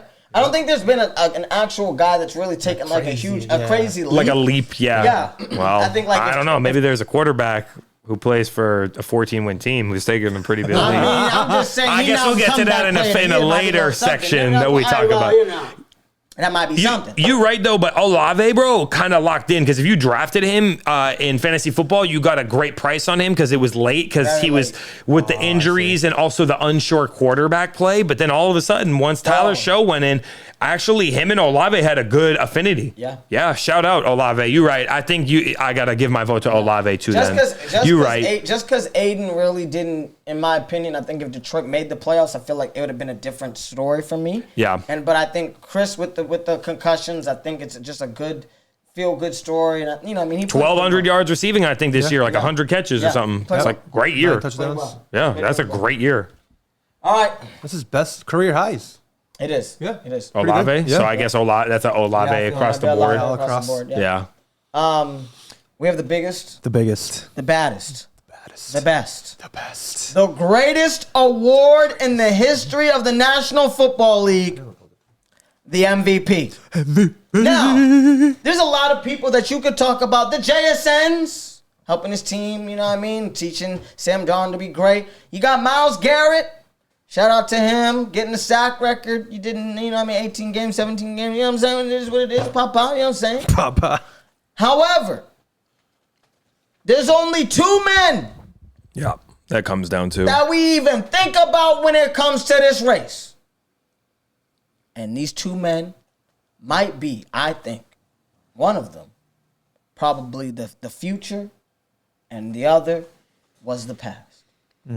Still got a couple more years left, but I think he's, he's letting them know, hey, I still got it. Matthew Stafford from the Los Angeles Rams and Drake May from the New England Patriots. Guys, you already know where I'm going. You already know what I'm saying. It's Drake May. Now, I think he's going to get robbed, but I'm still sticking to Drake May because I think the turnaround in that season was unbelievable. So, I feel bad that I feel like he's going to lose this MVP, even though he deserves it. I'm scared for him, too. How do we feel? Because I feel like he truly deserves it this year. I feel like you had Stafford. You're coming off of, you were a playoff winning team last year. You did pretty well. You got another receiver. The receivers that you got, one of them's going to win the OPOY. We did it with nothing. That's true. We did it with nothing. Stephon, Booty, Hollins, Hunter, Hooper, Pop Douglas. You're right. Williams is catching one ball a game. Kyle Williams is catching one ball a game. It's for 42 yards and a touchdown. But that's it. Yeah. You're right. Perfect dime over the shoulder. I'm just saying. Brothers going in for one play and catching touchdowns from your boy. That's just you know what I'm saying? He had more than 10 snaps, 15 snaps. Yeah, you got to look at the facts for each, like for the argument for each, because Matthew Stafford led the league in touchdowns and passing yards, but the award is not meant to be who had the best stats. And we've learned that the last few years because we felt like it was flip-flop when they gave it to Lamar, when we thought Josh should have won it 2 years ago. And then, of course, last year when Lamar had better stats even than the year prior, they were like, now we got to give it to Josh. So you have to take the record into account. That's what we're learning. Like, there's other factors that go into it. So we can decide amongst ourselves what we think is the appropriate factor. I do think winning your division and having more wins in your conference is one thing. 14-3 versus 12-5. Is it drastic? No, but it's very hard to get 14 wins in an NFL season. Doesn't matter how easy your schedule is, but that is the next point to say, look at the strength of schedule. The Rams play and Matthew Stafford played against these teams, and the Patriots played against these teams. So that's something to take into account. How much do we weigh that factor is the strength of schedule? Me personally, I don't know. I mean, I see us beating the teams that were bad that some of the Rams losses to, for example, the Atlanta Falcons and the Carolina Panthers, who we absolutely waxed at Gillette. Business. That's what I'm saying. So, like, I would say, like, the strength of schedule is it's a part of it, but I don't think it's that heavy of a factor. What do you guys think? I don't think it's that heavy of a factor. I don't think strength of schedule is a factor. I think your strength of the defenses that you faced is a factor. Because if I'm playing Swiss cheese every single weekend, easily I'm going to put up 42 touchdowns, 10 interceptions, X, 1, and 3. But if I'm playing against top 10 defenses throughout the entire year, and I might be falling short here and there, but I'm still winning 14 games, in my opinion, I'm picking the dude that played the toughest defenses, not the guy who had the best win records in terms of teams. That's just my opinion. Yeah. So, I don't know. YBK, what do you think? I do kind of agree with like my keywords. Like, strength of schedule is there. Like the reigning champions, like I saw, like, they get a tougher schedule compared to the other teams that didn't make playoffs. But still, at the end of the day, it's still football, you know what I mean? It's Yeah. like, don't tell me, like, don't discredit me because I had an easier schedule and I had this many wins and this guy had X many wins because he had a harder schedule. Like, nah. It's like being like, Well, then let's look back at this fact. The fact that there's only one repeat division champion this year. One. And you know who it is? The defending champions. Every other division winner is a new division winner. So right. even if you're given a so-called harder strength of schedule, it's just based on the previous thing. So I get it. Like, theoretically, yes, you're supposed to give, like, if you're the Super Bowl winner, you're not going to give no breaks, and you also get the last pick in the draft. Right. Let's look at this. I think there's another factor that meshes well with strength of schedule that offsets it. How about what weapons in your team that your team has? You talked about it earlier. So let's go. Let's look one by one. Stephon Diggs versus Puka Nacua. I'm sorry, but like you're talking about OPOY or second place OPOY and a 31-year-old who's coming off of an ACL tear who had a good year. He still made 1,000 yards. So he's overperforming and he's doing great. Not Puka Nacua. I'm just sorry, right? And then number two, we can figure out if you want to call it Booty or if we want to call it Hunter Henry, I guess, versus Devontae Adams because Devontae Adams missed like 4 games and still by far had led the league in touchdowns. Exactly. Because, you know, the stats can be inflated in some areas. How many rushing touchdowns versus passing touchdowns could you have had? Because how many short, goal and short did they go to the package where Devontae gets a 2-yard touchdown or what's a 1-yard touchdown?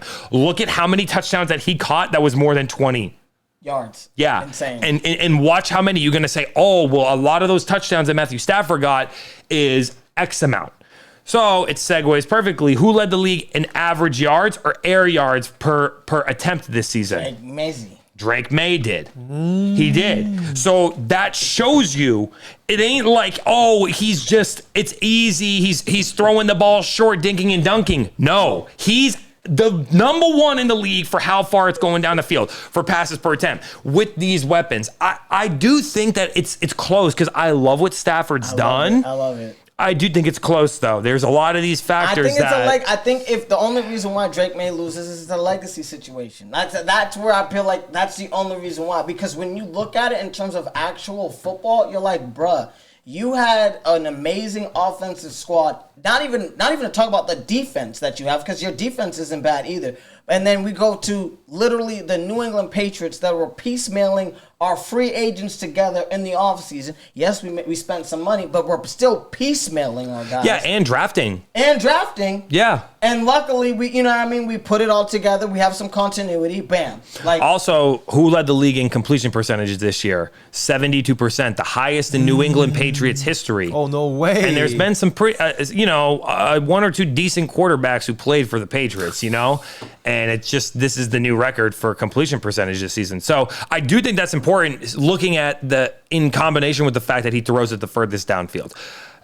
My last different statistical difference between Drake May and Matthew Stafford that helps me to justify why I think Drake May is the MVP is that, yes, he lacks touchdown passes, right? I guess there's 2 areas. He lacks the touchdown passes. It's 30 to 47, 42. or whatever. 42. How many 42. Touchdowns did? 42. Is it 42?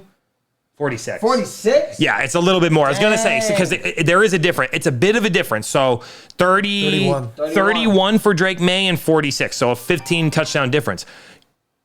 100 more pass attempts this year or let's see how many. 105 more pass attempts for Matthew Stafford this year. 105 more pass attempts to throw for 300 more yards and 15 more touchdowns. And that's why I think it's so important that all those goal line situations were going to Devontae Adams. Yeah. It's not like you were going for yards and moving the ball. It was just the touchdowns happened to come in those sort of packages, which is still a great credit to Matthew Stafford for executing the offense and getting the ball in goal line situations to his 3 tight ends, who all get to touch the ball, and to Devontae Adams, who had 14 of those touchdowns. I just think with 100 more pass attempts, Drake May would have had over 5,000 yards and probably would have been closer to 38 touchdowns. 35. Yeah. And it's not even a question to me because efficiency is so important. So you're giving it to Drake. Well, what about the rushing? Does the rushing have an effect for you guys? Who's a better scrambler Of this course, year? Drake May. Drake Now, May who go took crazy. more? Now, there's two ways to look at it. Who took more sacks? Drake May took more sacks. He's a bit younger. Okay. Didn't get the ball out as fast. So I think that Stafford gets the points there for his veteran presence because Drake May took more sacks, I think 20 more sacks or so Yeah, I than saw that. Stafford did. But right? I think he also ran the ball a lot more than he did too. Exactly. So, right, where do if we were looking at where these things offset, he took more sacks, but Drake May rushed for 400 yards, 450. But did it feel like he's rushing the way these rushing quarterbacks do? No, I felt No, he rushed for 450 yards and 4 rushing touchdowns. Not even close. Not even close. I think he had moments where he needed to. Let's even see it. We can't even get on the list. They lock out the list. That's how low Stafford is on it. You know what? He didn't rush for none because of his sacks that were yards lost. He didn't got no positive yards. You see what I'm saying? Yeah. So that's a big difference. 450 rushing yards is not nothing. No. Especially if you've taken that many sacks, you probably at least 100 yards in the minus. He ran more than Jalen.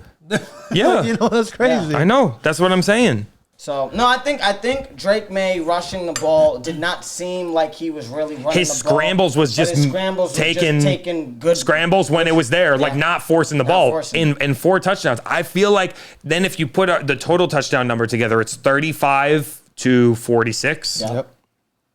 It's close. Both have the same amount of interceptions, and Matthew Stafford threw the ball 100 more times, so he's a little bit more efficient at not throwing interceptions. But I don't think it's drastically different. If he only had 2 interceptions, I would say, all right, we're looking at an Aaron Rodgers, Tom Brady type year, right? But it's not like a historically low number. Yeah. And I think we've laid out with all of these things laid out, my vote goes to Drake May first place and Matthew Stafford second place. I just think when a culmination of all those things, Drake May did what he needed to do. We didn't have a 1,000-yard rusher. We don't have Kyron Williams rushing for 1,200 yards with a good backup as Blake Corum. We have 800 yards from a rookie, Travion Henderson, and about 800 yards from our veteran Ramondre Stevenson. And now we got our 450 from Drake May just to barely have instead of 2,000-yard rushers, but at least we got it's serviceable enough to help us get wins when we need it. So I got to give it to my guy. Can't believe that we started earlier this year talking about top 5, or top 10, top 5, and now we're talking about who is going to be the MVP. Just looking at the turnaround, sophomore year, so it's only the 2nd year in his career. I do think that, yes, you're a veteran, Matthew Stafford, so we know you're older, and look at someone at that age having the success. I think it's the same thing for a 23-year-old to go out there and do what he's done, It's true. Lamar did it in his 2nd year, and Patrick Mahomes did it in his 2nd year. Respect to Drake May. If he comes up short and gets 2nd place, no shame. Great, absolutely great year. Blew my expectations out the water. Drake May, you have a bright future ahead MVP 2025, 26. So bright. Even though you get 2nd, but I'm still going Drake May too. You still going Drake May? I'm gonna have to go Drake May because even from the beginning of the season, when we were even talking about Patriots, Drake May top 5, and I'm like, wow. What a come up, from what you guys had last year. So yes, I'm gonna have to go. Guys, I mean, the facts are the fact. The facts are facting right now. You know what I'm saying? And I can't allow facts to mess up necessarily my gut or my feelings based on what the general public's gonna do. Well, you could say who you would vote your MVP. Oh, my MVP is Drake May. That's what I think we should say. My MVP is Drake May. That's what I'm telling you for OPOY. I'm going Puka Nacua. But I think if I had to tell you, if I had to bet who is the public voting, I think JSN will win. Same thing here. Yeah. I think if anything, the public might be leaning toward Matthew Stafford. Yeah. My vote is for Drake May. I will live whatever the result is. If I get a point if Drake May wins, and I will live with a result. But I understand what you feel because I think the public is the wool has been pulled because we love whoever has the gaudiest stats wins the award. And that's why I'm like, fam, at the end of the day, it's I've been talking to y'all all year, okay, for almost 3 to 4 months about saying my Patriots are top 5, my Patriots are top 5. Even when we was coming out, listen, we had a few losses in some situations. I was still saying my Patriots are top 5. Oh, my fault. But we might have a small technical difficulty, but we're still running right here. We're still running. We have a small technical difficulty. I'm sorry. My excitement got me going crazy. I was so excited. I was pulling stuff because I was so frustrated because I feel like the public's going to screw my boy over. I'm picking Drake, man, but I feel like the public's going to screw him with Matthew Stafford. So it is what it is, and I got to take it. But yes, I'm going to live and die with my Patriots. They my boys. We back. And I'm very excited. Yeah. I'm very excited. And I will say this. If Matt Stafford wins it, I'm not like pissed. No, like, no. He But didn't deserve it. I just think if we're looking at the way we factor the awards, the whole scale, like on a debate level, that's where I lean, my boy. I feel you. Drake May. Drake May. I mean, that's the dog right there. So he's played so unbelievable. I think it's one of the biggest turnarounds in terms of a QB development that I've ever seen. Josh McDaniels, shout out to you. Greatest offensive coordinator in Patriots history. If they had an offensive coordinator or defensive coordinator of the year award, that mugger would have won offensive coordinator of the year. But I will say this. If Stafford win the MVP, it really cements his Hall of Fame resume because he already is a Hall of Famer. Right. But the MVP is the cherry on top. Yeah. Got my award. Yeah, you got my award. You got his chip. He's all right. Exactly. Yeah. Oh man, guys, it has been an amazing episode in this new That was year. a fast 2 hours, y'all. Oh my I ain't gonna God. lie. That was a fast 2 hours. I can't believe it's been 2 hours. Shout out to y'all. I'm telling you, it's been crazy. And I mean, with this new year comes new blessings. And I heard from a little birdie that there was some blessings that got bestowed, on some of the MSD crew. Now, I know we usually talk sports here. I know usually we just talking about, the things that are happening in terms of, the Lakers, the Patriots, things like that. However, the boys to my left got a little something called Next Pull that they've been doing. And it's been fun. I've been watching vicariously. It's been fun. I've been in the background watching a little bit of their stuff. But over the holiday season, there was a little bit of Christmas miracle, if you want to talk. Michael Jack, you want to take it from there? Of course. Well, first, shout out to everyone. I hope everyone had a great holiday season, whether you celebrate Christmas, Hanukkah, Kwanzaa, whatever you celebrate. If you don't celebrate nothing, peace and love to y'all and prosperity for the new year. We've been working on our channel. We love our sports ventures, so shout out to MSD. And of course, we have our foray into the trading card world. Me and Sam was roommates, and we was pulling baseball cards a few years ago. Yep. And of course, I've loved Pokemon since the first day. Back to day dot. We that's when we was running it. Mm-hmm. So, and pardon the technical difficulty because we might be blacking out here. We've been running for a hot minute, so our camera might be blacking out for a hot second right here. We'll be right back. But Next Pull Media is just our platform where we enjoy opening trading cards, sports cards, trading TCG of all sorts. We love our Pokemon, but shout out to the league. The league cards coming out, One Piece, all that. And so on Christmas, of course, we in the giving spirit. Yes. Also, it's my birthday, so I know the homies got some special stuff for the boys. So shout out to the family for y'all for taking care of me. We had a great night. Come on. We brought some cards over. We had a lot. We had a great opening. We put it all together. A few of the gifts that we brought, we had one special one because we've been trying to pull something big. We've been looking for a banger. We've been looking for a banger. I've been waiting for my homie. Sam pulled his first SIR, but Japanese. He got the version. Rockets Mewtwo. Yes. We was looking for another banger, which we pulled some Paldean Fates. Ooh. So I gifted Sam his first ever Paldean Fates. It was a 3-pack blister. Okay. 3 packs inside the blister. I bought that at a card show last year, probably like $20 or $25 because I bought that with some other things. It's just in my sealed collection, but I wanted to bring a special gift for everyone. And I knew it would be a perfect gift for Sam because it's a great set to pull. They got the baby shinies, but they have 2 massively popular cards. One which is increasingly growing in popularity. The Charizard, shiny Charizard, and then the Bubble Mew. It's been going up. And in Christmas fashion, I had to give it over to my brother Sam. Yes. And what do you know? Well, tonight on his last time, I pulled the Bubble Mew. Let's go! Pulled the banger! We pulled a banger! Bubble Mew! And shout out to my brother YBK because we've pulled some autos out of boxes where you get guaranteed autos, right? Yep. And we've pulled numbered cards out of sports boxes where you get a guaranteed number card, right? A serialized card. However, Pokemon is different. the hit rates is the hit rates. 1 out of 1,000 is 1 out of 1,000. Ain't no guarantee in what box you get. 3 packs. This boy opened 3 packs total. People open hundreds of packs and never pull one. And he's got himself a modern grail, if I might say so. Shout out, thank you for the plug, because that was a great moment. And if y'all haven't seen it, you can check it out on Next Pole Media, which is live on YouTube and Instagram primarily. And of course, y'all got a plug to my homie YBK Up in Here's TikTok. YBK Up in Here. 100%. You can find us also on Instagram as well. And you can find the content on my page as well, which is my full name, Michael John DeStefano. You already know we got a lot of platforms that we're supporting.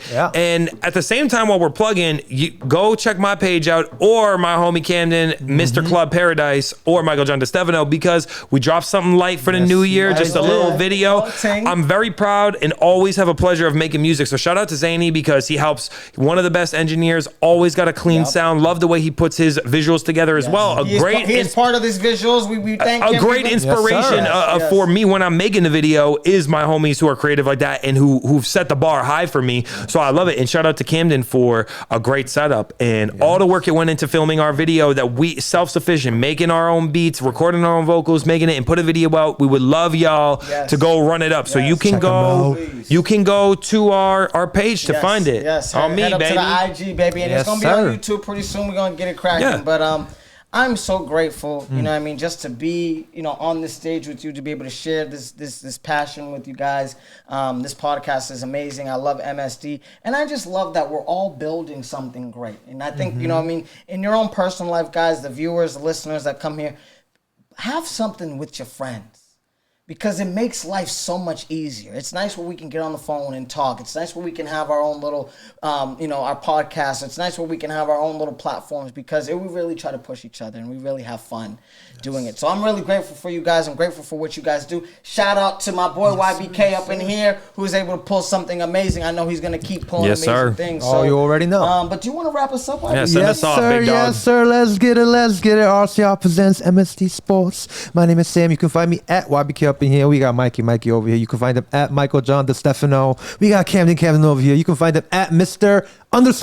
Club Paradise. Come on. Don't forget about that. And you can find us, MSD Sports, at RCR MSD Sports. We're on Facebook, Instagram, YouTube, TikTok, you name it. And we'll see you guys in the next one. Peace. Let's go. Happy New Year. Happy New Year.